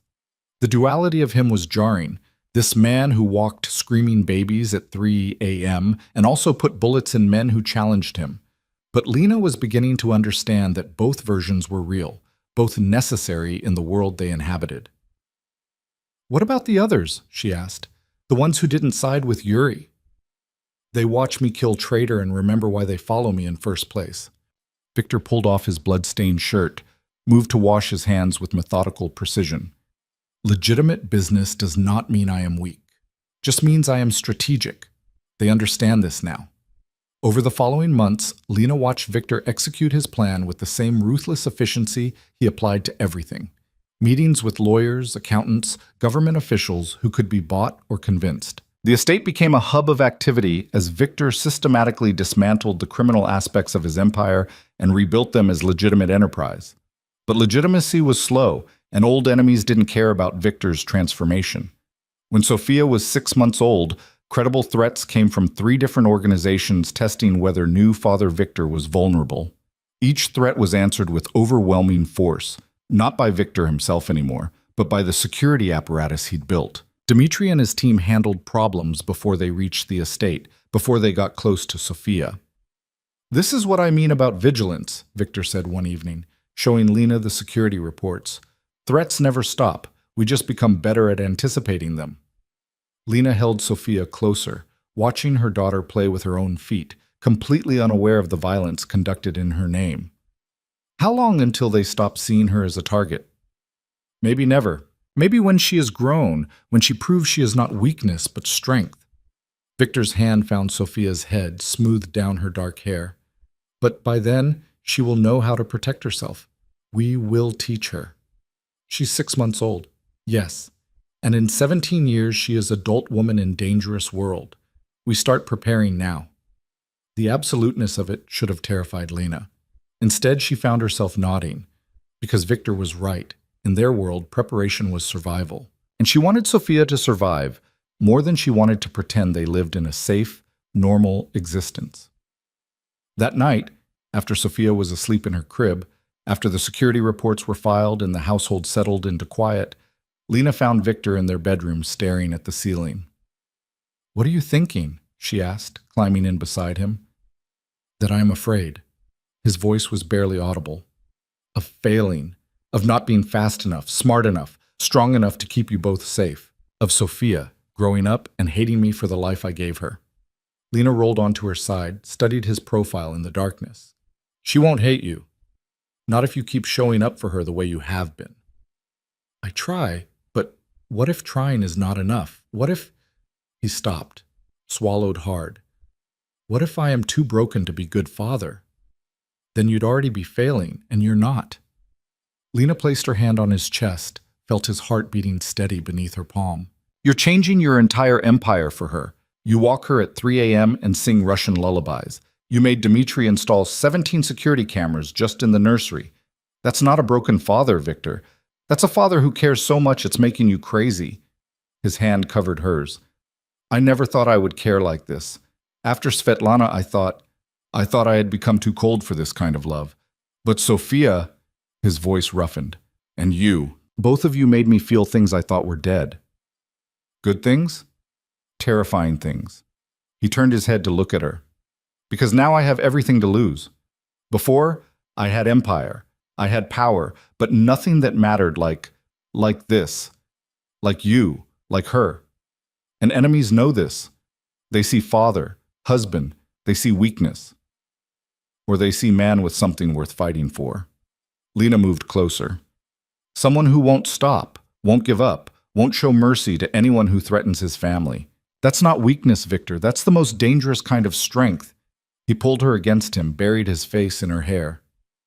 They lay like that for a long time. two people who'd started as captor and captive, who'd become partners through necessity and choice, who were now bound together by the small life sleeping in the next room. "I love you," Victor said into the darkness. "I know I have no right.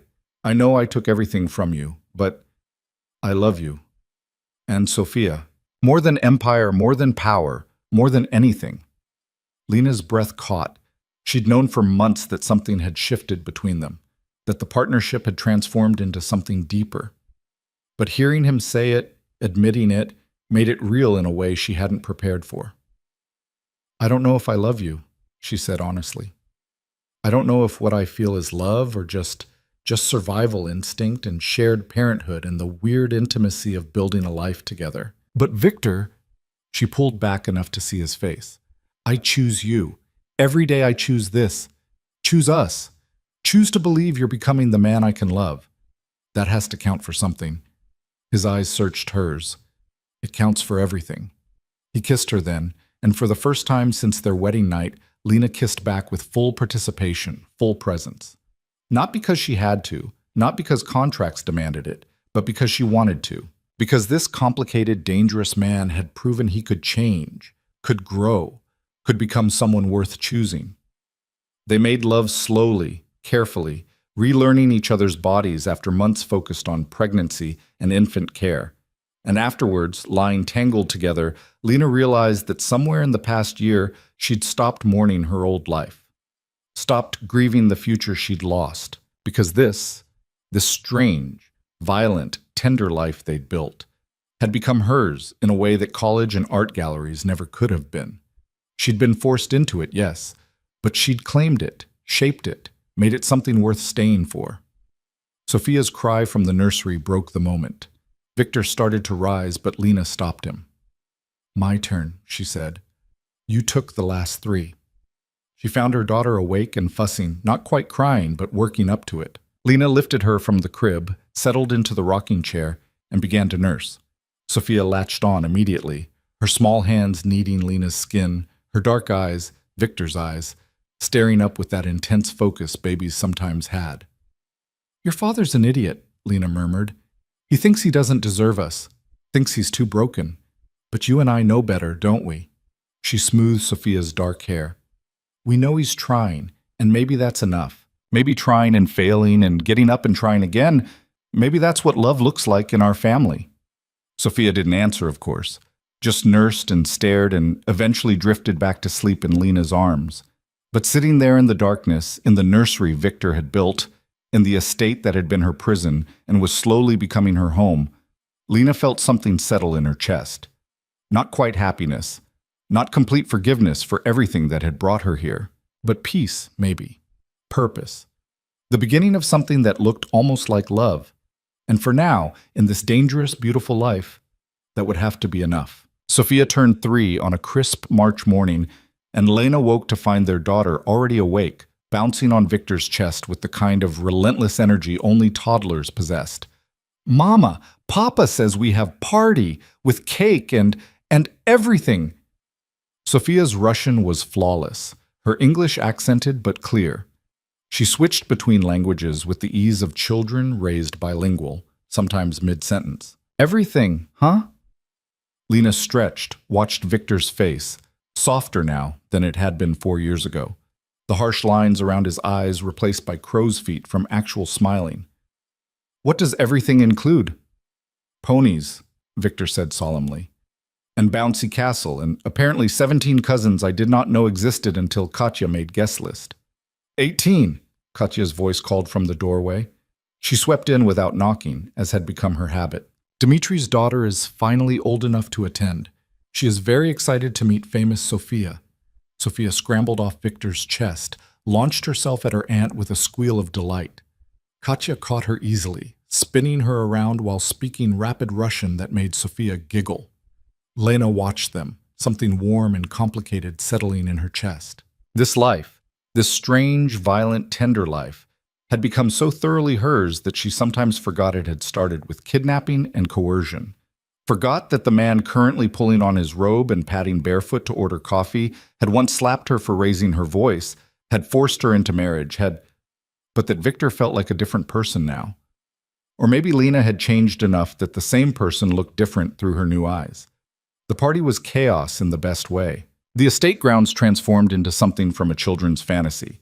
The bouncy castle Katya had insisted on, tables laden with food, and yes, actual ponies for rides around the garden.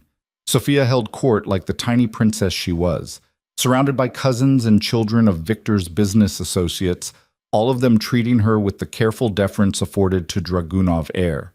"She's going to be impossible after this," Lena murmured to Victor as they watched Sophia demand another pony ride. "She's already impossible." Victor's arm slid around Lena's waist. "Gets it from mother. I was perfectly reasonable before you kidnapped me." "Were you?" He pressed a kiss to her temple. "I seem to remember American girl who threw crystal vase at wall and told me to go to hell in very creative Russian." "I didn't know creative Russian yet. That came later." "Yes. When you called Bashir's cousin anatomically improbable things at Charity Gala." Victor's smile was genuine, proud. Whole room went silent. "I thought I would have to kill half of them." "But you didn't." "No. Because you established yourself as woman who does not accept disrespect. After that, they treat you with fear and admiration. Better than just fear." Lena leaned into him, watched Sophia shriek with laughter as her pony trotted in circles. "Do you ever regret it, how we started?" Victor was quiet for a long moment. "I regret that I hurt you, that I gave you no choice, but regret that we are here now, with her?" He nodded toward Sophia. "No. I am selfish enough to be grateful for circumstances that brought you to me, even knowing what it cost you. Honest, at least. Always, with you." His hand tightened on her hip. "You want different answer? Prettier lie?" "No?" Lena turned to face him fully. "I want the truth. Even when it's ugly. Then truth is, I would do it again. Knowing everything, all the pain I caused, I would still bring you here. Because alternative is world where Sophia does not exist, where you and I do not exist, and I cannot—" He stopped, jaw working. "I cannot imagine that world anymore. Is too empty." Before Lena could respond, Sophia came running over, her face flushed with excitement. "Papa, Mama, come see! Dimitri's daughter knows how to cartwheel." They let themselves be dragged toward the demonstration, and Lena filed away Victor's admission for later examination. Because he was right, she couldn't imagine that other world either anymore. The one where she'd finished her gallery exhibition, gone home to her shabby apartment, continued her ordinary life. That Lena felt like a stranger now, someone who'd never been tested, never been broken and rebuilt, never discovered she had the capacity to adapt to things that should have destroyed her. The party wound down as the sun began to set. Children were collected by tired parents, the ponies loaded back into their trailer, the bouncy castle deflated and removed. Sophia crashed hard, asleep before they even got her upstairs, chocolate smeared on her face, and her new favorite stuffed animal clutched in small fists. "She had good birthday," Victor said, watching Lena clean Sophia's face with gentle swipes. "She had perfect birthday." Lena tucked the blanket around their daughter. "You're good at this. The father thing." "I try." Victor's hand found Sophia's hair, smoothed it back from her forehead. "Every day I try." They retreated to their own suite, both exhausted in the pleasant way that came from successful celebrations. Lena was brushing out her hair when Victor's phone rang, the specific ringtone that meant business, serious business. His face went carefully blank as he listened. "When?" A pause. "How many?" Another pause, longer. "I see. Yes. Send coordinates to Dimitri. I will be there in 20 minutes. He ended the call, and Lena saw the transformation happen in real time, family man Victor receding, crime lord Victor emerging like a shadow beneath skin. What happened? Shipment intercepted. Not by police, by Konstantin Volkov's people. Victor was already moving, pulling clothes from the closet with economical movements. He takes my cargo and 3 of my men. This is declaration of war. Lena's stomach dropped. Konstantin Volkov was a name she'd learned to recognize over the past 4 years. Ukrainian crime boss, ruthless even by Bratva standards, and someone Victor had been carefully avoiding direct conflict with, while executing his legitimacy plan. Can you negotiate? Negotiate? Victor's laugh was harsh. Volkov does not negotiate. He tests, he pushes. He sees if I am weak enough to accept theft without response. If I do nothing, I lose respect. Lose respect, lose control. Lose control. He didn't finish, but they both knew what happened to weak men in this world. Then what do? I respond. Victor strapped on his shoulder holster, checked his weapon with practiced efficiency. Overwhelming force, clear message. He takes 3 of my men, I take 6 of his. He steals 1 shipment, I destroy his primary warehouse. Escalation until he understands the cost of challenging me. And if he escalates back?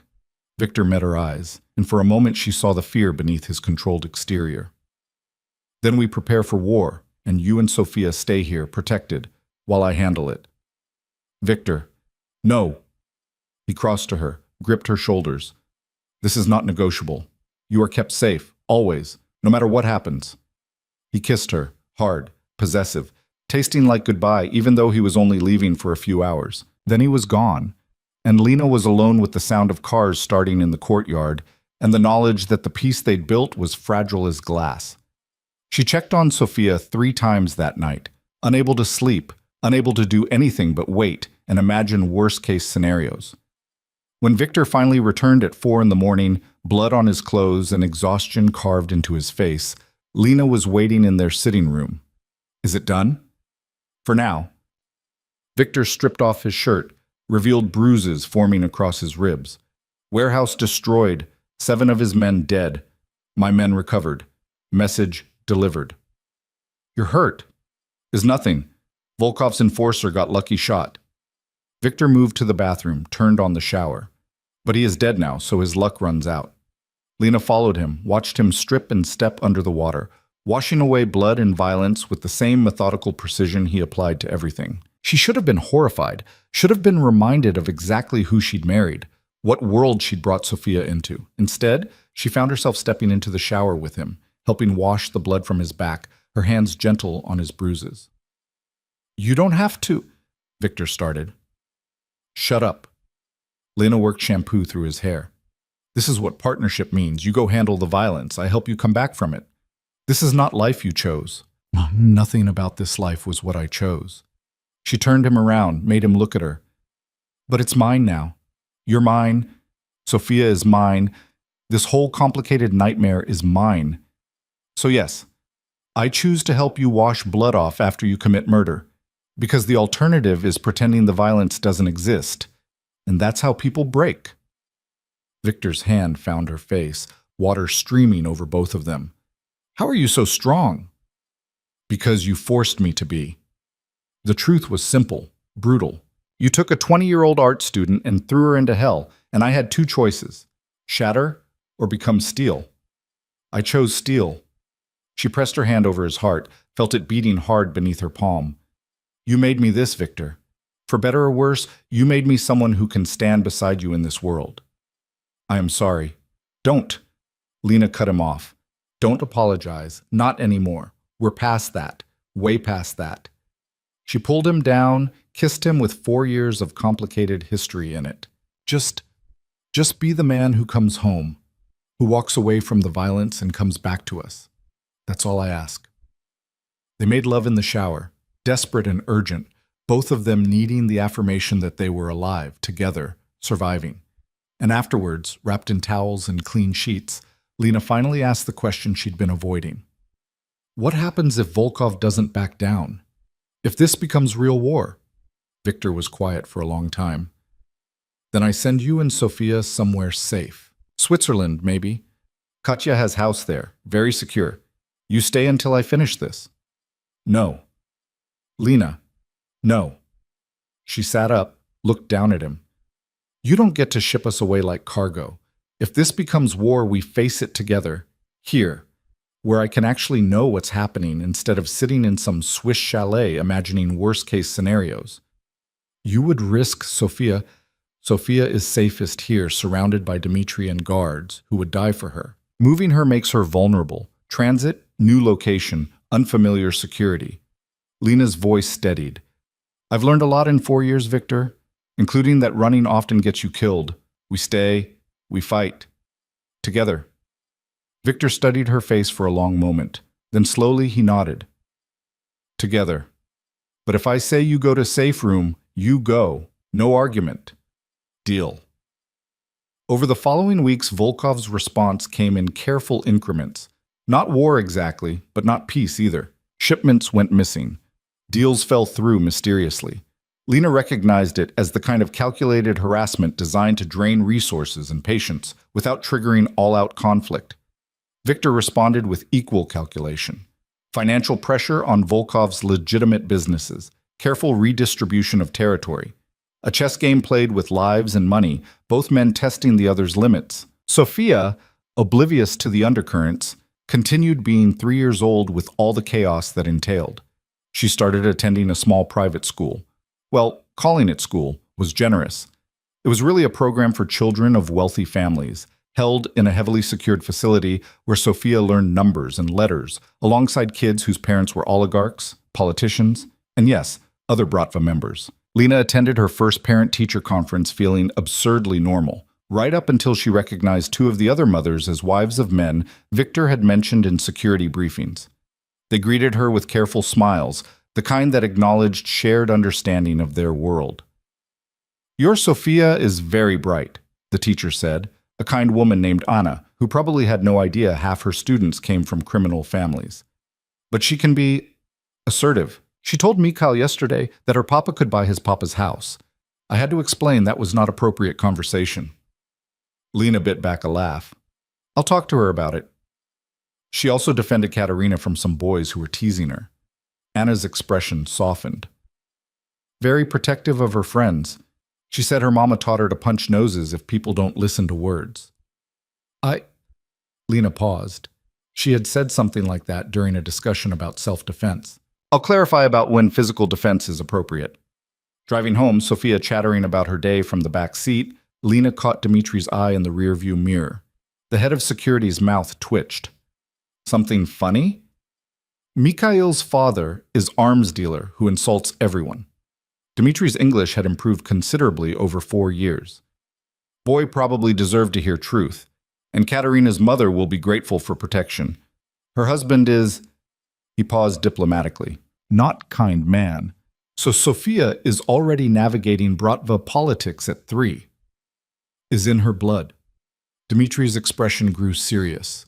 She will need these skills. Better she learn young, when stakes are low. That night, Victor came home early for once, and Lena was struck by how different he looked from the man who'd kidnapped her. Gray threaded through his dark hair now, and lines around his eyes spoke to years of stress and decision-making. But he moved with the same controlled grace, and when Sophia launched herself at him with a shriek of "Papa!" his face transformed with genuine joy. "How is my fierce girl?" He lifted her easily, even as she grew taller and heavier. "I punched Mikhail," Sophia announced proudly. "But just shoulder, not nose, like Mama said. Teacher said I must use words first." Victor's eyes found Lena's over Sophia's head, amused and questioning. "We're having a discussion about proportional response," Lena said. "Ah, important lesson." Victor set Sophia down. "Go wash hands for dinner. Mama and I need to talk." Once Sophia had run off, Victor pulled Lena close. "She punched someone. Mikhail Fedorov was being a little shit, apparently." Sophia defended a friend. Lena leaned into him. "I'm raising a tiny violent person." "You are raising strong person who protects those weaker. This is a good thing." Victor kissed the top of her head. "In our world, this is survival." "I know. I just—" Lena stopped, tried to articulate the complicated feeling. "I want her to be good. Not just strong, not just smart. Good, kind. The kind of person who uses violence only when absolutely necessary, not as first option. Then we teach her this." Victor's hand found her face, tilted it up. "We show her that strength without mercy is cruelty, but mercy without strength is weakness. Balance. Like you. I'm not balanced. I'm barely holding it together most days." "You are strongest person I know." Victor's voice was fierce. "You survive me. Survive Chechens, survive this life, and you do it with grace and humanity intact. If Sophia becomes half the person you are, she will be extraordinary. The compliment settled warm in Lena's chest. Before she could respond, her phone buzzed, an international number she didn't recognize. She almost didn't answer, but something made her pick up. Lena? The voice was familiar and impossible. Lena, it's Mom. The floor tilted. Lena gripped the phone tighter, her eyes finding Victor's. Mom? She hadn't heard her mother's voice in 4 years. The supervised calls had stopped after Sophia's birth, Victor deeming them too risky. How are you? I know I'm not supposed to call. I know the rules Victor laid out. But honey, I'm sick. Her mother's voice cracked. Cancer, stage 3.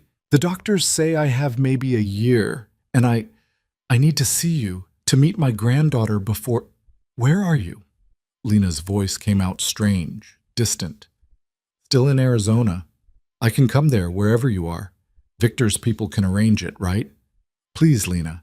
I know I wasn't there for you. I know I failed you after the divorce, but please don't let me die without meeting her.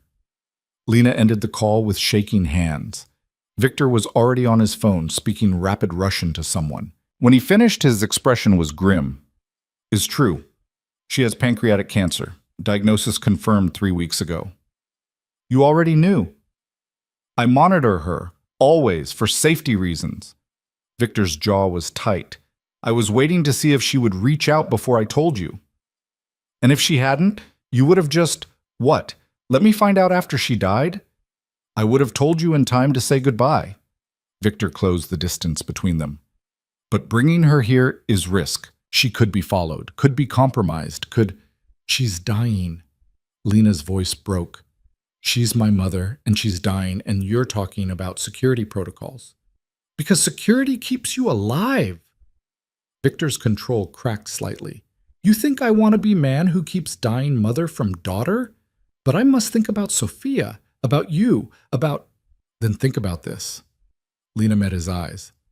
I have spent 4 years in your world, playing by your rules, becoming the person you needed. I have never asked you for anything that wasn't about survival or Sophia, but I'm asking now, Victor, please, let me see my mother before she dies. The silence stretched between them. Finally, Victor exhaled slowly. 3 days. She comes here, secured location, full security detail. Dimitri's team will escort her from the moment she leaves Arizona. She stays in guest house, not main estate. Visits supervised. And if I see any indication of threat, any suggestion she is being used, she goes home immediately. I understand. Lena's throat was tight. Thank you. Her mother arrived 5 days later, thinner than Lena remembered, her skin carrying the gray tint of serious illness. They stood in the guest house living room, staring at each other across years of silence and betrayal, and Lena didn't know whether to hug her or scream at her. You look good, her mother said finally. Healthy. Happy, even. I'm alive. Lena's voice came out flat, which is more than I could say with certainty 4 years ago. Lena, I'm so sorry. Your father told me what he'd done, and I tried to... She stopped, seemed to deflate. I tried to do nothing. I was so angry at him, so hurt by the divorce, that I told myself it wasn't my problem, that you were an adult and could handle yourself. I failed you. Yes, you did. The truth was brutal but necessary. You let your ex-husband sell your daughter to pay gambling debts, and you did nothing. Her mother's face crumpled. I know, and I've lived with that every day. I wanted to call, wanted to reach out, but Victor's people made it very clear that any contact would put you in danger, that I needed to stay away, and Tears spilled over. I was relieved. I was so goddamn relieved to have an excuse not to face what I'd allowed to happen. Lena stood there, feeling nothing and everything. This woman had given her life, raised her, then abandoned her when it mattered most. The anger was old and deep, but so was the grief. There's someone you need to meet, Lena said finally. Sophia was playing in the garden under Dimitri's watchful eye, her dark hair catching sunlight as she chased butterflies with the focused intensity she applied to everything. She looked up when Lena and her mother approached, her expression curious but not afraid. Sophia, this is your grandmother, Lena said in English. My mother. Sophia studied the stranger with Victor's assessing gaze. Then, in careful English, You are sick. Mama said you're sick. Yes, sweetheart. I am. Lena's mother knelt carefully, bringing herself to Sophia's level. But I wanted to meet you very much. You're beautiful. I know. Sophia's honesty was brutal. Papa says I look like Mama. Mama is most beautiful woman. Despite everything, Lena's mother laughed. Your papa is very smart. And right. Over the next 3 days, Lena watched her mother and daughter form a tentative bond. Sophia, who'd never known grandparents, Victor's parents were long dead, casualties of the same violent world their son inhabited, was fascinated by this new person who told stories about Lena's childhood and taught her card games. But it was during a quiet moment on the 3rd day, after Sophia had gone to bed, that Lena and her mother finally had the conversation they'd been avoiding. He loves you, her mother said, watching Victor through the window as he stood talking to Dmitri. I see it in how he looks at you, how he positions himself between you and any potential threat. This is real. It's complicated. I imagine it is. Starting with kidnapping and coercion tends to complicate things. Her mother's voice was dry. But Lena, are you happy? Really happy? Not just surviving? Lena considered this carefully. I'm content. Most days. I have Sophia. I have purpose. I have a partnership with Victor that's become something real. But happy? She paused. I don't know if I'm allowed to be happy about a life that started with violence. Why not? Her mother shifted, wincing at pain she tried to hide. You didn't choose how it started, but you chose how it continued. You could have let it break you, poison you. Instead, you built something. That's worth happiness, even if the foundation is ugly. You're very philosophical for someone who abandoned me. I'm dying. Her mother's smile was sad. Death makes you either bitter or philosophical. I chose philosophical because bitter seems exhausting. When it came time for her to leave, they stood in the courtyard while Dimitri's team loaded her bags. Sophia clung to her grandmother's legs, crying in the way 3-year-olds do when they don't understand that goodbyes can be forever. Will you come back? Sophia asked through tears. I don't think so, sweetness. Lena's mother smoothed Sophia's hair. But I'll think about you every day, and you'll remember me, won't you? I remember everything, Sophia said solemnly. Papa says I have elephant memory. Elephant memory, Lena corrected gently. And yes, you do. After Sophia was handed off to her nanny, Lena and her mother faced each other. The words that needed saying piled up between them. Apologies, recriminations, forgiveness neither of them knew how to offer. Thank you, her mother said finally, for letting me come. For letting me know you're, she gestured vaguely, as okay as anyone can be in this situation. I'm more than okay. The truth surprised Lena even as she spoke it. I'm actually building something here. Not just surviving, but building. A family, a life, a future I didn't know I wanted. Then I'll die easier, knowing that. Her mother pulled her close, held tight despite the pain it clearly caused. I love you. I failed you, but I love you. Please remember that. I will. Lena held her mother, this woman who'd given her life and then abandoned her, and found that somewhere in the past 4 years she'd learned forgiveness was possible, even when it wasn't earned. Go rest. Let the doctors help. And Mom, she pulled back, met her eyes. I forgive you, not because you deserve it, but because I need to. Her mother left in tears, surrounded by security, headed back to Arizona to live out whatever time remained. Victor found Lena standing alone in the courtyard an hour later, staring at nothing. You did good thing, he said quietly, letting her come. Did I? Or did I just need closure before she died? Both can be true. Victor's arm slid around her waist. You gave dying woman chance to meet granddaughter and ask forgiveness. This is mercy. Mercy is strength. Since when do you believe in mercy? Since you taught me.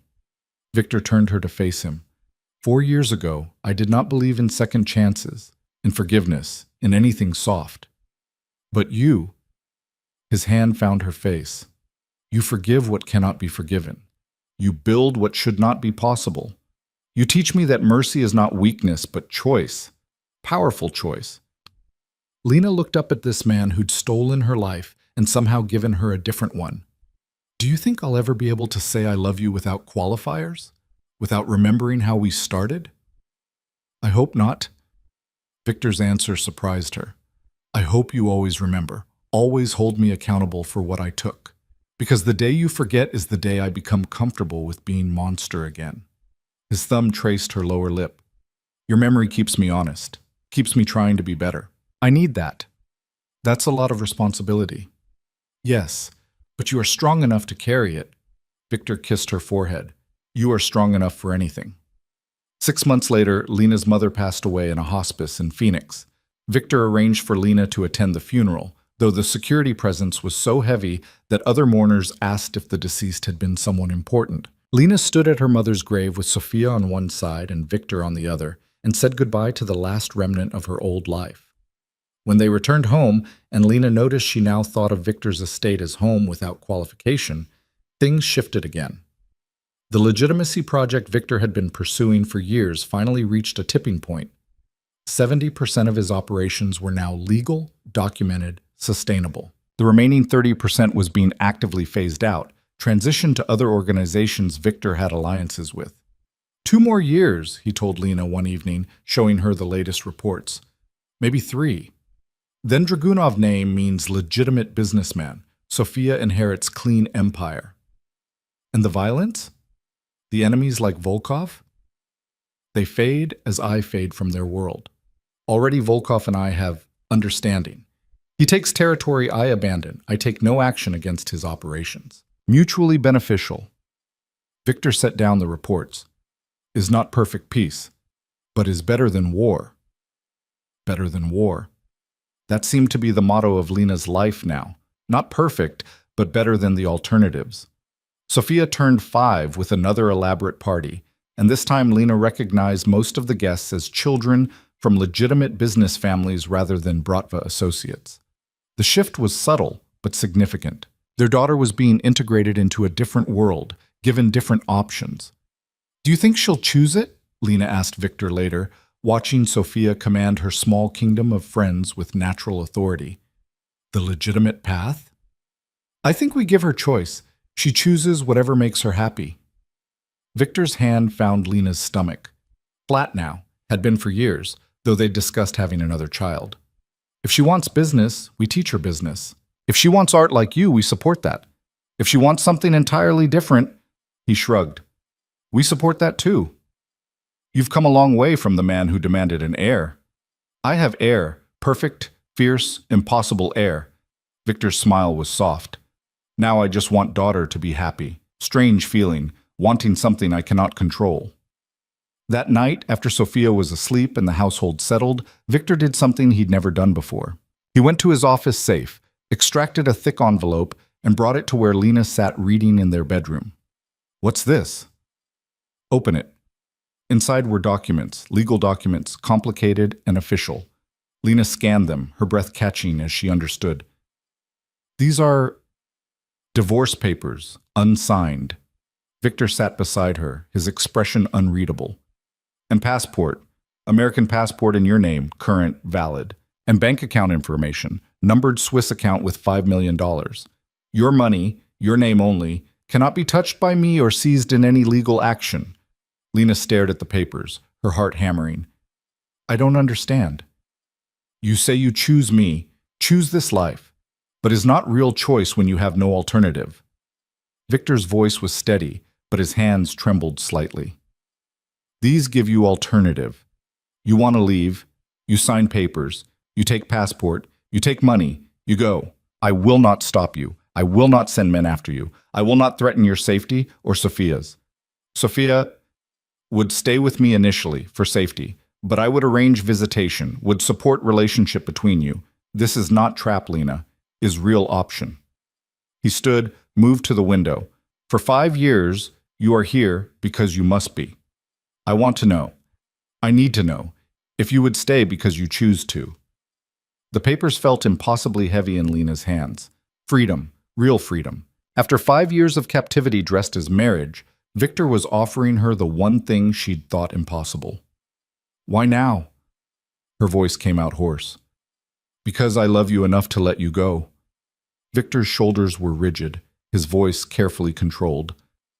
Because you deserve chance to choose your life, your future, and because he stopped, swallowed hard. Because if you stay knowing you could leave, if you choose me knowing you have other options, then I know this is real, that we are real, that I am not just keeper of very beautiful cage. Lena set the documents aside, crossed to him. Victor wouldn't look at her, his gaze fixed on the dark grounds beyond the window. She turned him around, made him meet her eyes. If I leave, you lose everything, she said quietly. Sophia, the legitimacy you've built, the partnership, everything. Yes. And you're offering this anyway. Yes. Victor's hand found her face, trembling against her skin. Because you deserve more than cage, no matter how comfortable. You deserve choice. Real choice. Lena looked at this man, this complicated, violent, tender man who'd kidnapped her and then spent 5 years trying to earn what he'd stolen. The divorce papers sat on the bed behind her, representing everything she'd wanted 5 years ago. Freedom, money, escape from the life that had been forced on her. And standing here looking at Victor, she realized she didn't want it. Not because she was too broken to leave, not because she was afraid of his retaliation, but because somewhere in the past 5 years, this had stopped being his life and become hers. This estate, this world, even this man. They were hers in a way her old life had never been. You're an idiot, she said finally. Victor's expression flickered with confusion and hurt. Lena, you're an idiot, she repeated. Because you think I need divorce papers to know I choose this. I've been choosing this every day for a year, maybe longer. She pulled his hand from her face, pressed it against her chest so he could feel her heartbeat. I choose to stand beside you at functions. I choose to raise Sophia in this world. I choose to wash blood off you at 4 a.m. and not ask questions. I've been choosing you, Victor. The papers don't change that. But you should have option. I have option. I've always had options. Lena's voice strengthened. I could have made myself so miserable you'd have sent me away just for peace. Could have turned Sophia against you. Could have found ways to escape even from your security. But I didn't. Because I chose this. I chose you. She pulled him down, kissed him hard. So keep your divorce papers. Keep the passport and the money if it makes you feel better. But understand, I'm not staying because I'm trapped. I'm staying because I want to. Victor's control finally shattered. He pulled her close, buried his face in her hair, and she felt his shoulders shake with something that might have been relief or grief, or both. I do not deserve you, he said against her skin. Probably not. Lena held him tighter.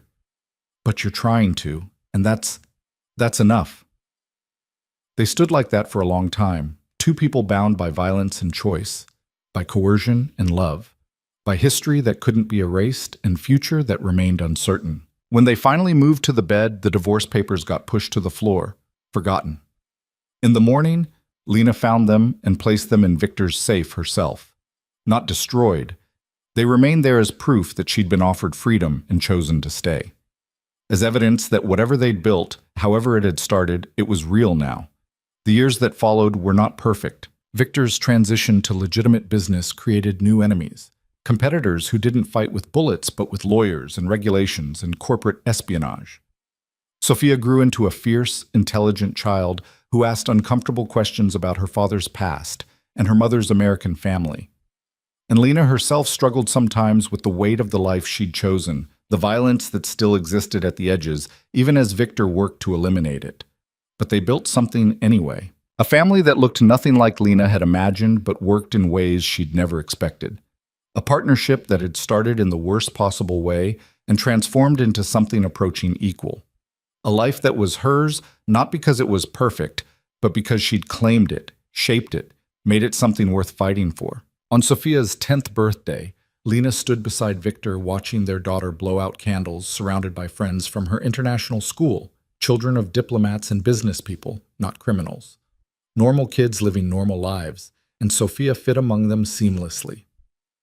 We did it, Victor said quietly. Clean transition. Dragunov Enterprises is fully legitimate as of last month. No more Bratva connections, no more illegal operations, just business. How does it feel? Strange. Victor's hand found hers, laced their fingers together. But good. Like, like I finally gave you and Sophia what you deserve. Safety. Legitimacy. Future without shadows. Lena squeezed his hand. You know what I deserve? What I actually deserve. What? This. Right here. You, Sophia, the life we built from nothing. Not because it's perfect. Not because it's what I planned. She turned to face him fully. But because we made it ours. Together. Victor pulled her close, kissed her forehead. I love you. I know I say it often, but I love you too. The words came easily now, without qualification, without remembering to add the qualifiers about how they'd started. Because whatever they'd been in the beginning, they'd become something different, something real. Mama, Papa, Sophia called, waving them over. Come see. Katya brought the karaoke machine. They went, because family called, and they answered. And as Lena watched Victor sing ridiculous songs with their daughter, both of them laughing, she realized this was the happy ending. Not perfect, not what storybooks promised, but real and hard-won, and entirely theirs. She'd been kidnapped, coerced, forced into a life she never chose. And from that nightmare, she'd built something beautiful. A daughter who knew she was loved. A husband who'd learned to choose mercy over violence. A future that stretched bright and uncertain before them. The cage had been real. The coercion had been real. But so was this. The love, the partnership, the choice to stay not because she had to, but because she wanted to. And in the end, maybe that was enough. Maybe that was everything. Lena caught Victor's eye across the room, saw him mouth, I love you, while Sophia belted out lyrics in 3 different languages. She mouthed it back, meaning it, choosing it, claiming this beautiful, terrible, perfect life as completely and irrevocably hers. It wasn't the story she'd written for herself, but it was the story she'd survived, transformed, and ultimately learned to love. And that, Lena thought, as she joined her family in the chaos of birthday karaoke, was its own kind of freedom. The best kind. The kind you chose. They thought humiliating her would break her. They were wrong. When Serena Moretti's husband let his mistress destroy her in front of New York's elite, everyone expected tears. Instead, they got silence. The dangerous kind. Because the woman they underestimated wasn't just a mob wife. She was the architect of everything her husband claimed to build. And the moment she walked away from that gala, she didn't just leave a marriage. She demolished an empire. This is the story of a woman who proved that the real power never sat on the throne. It stood quietly behind it, holding everything together. If you want to see how far revenge can go when genius meets rage, stay until the end. And hit that like button and drop your city in the comments so I can see how far Serena's story travels. The Bentley's door opened onto Fifth Avenue, and Serena Moretti stepped out into November cold that bit through silk like teeth through skin. She didn't shiver. She'd learned long ago that showing weakness, even to weather, was a luxury she couldn't afford. The Metropolitan Museum's facade blazed with lights for the annual Children's Healthcare Gala. $1,200 a plate, black tie required. Attendance mandatory for anyone who wanted to matter in New York. Serena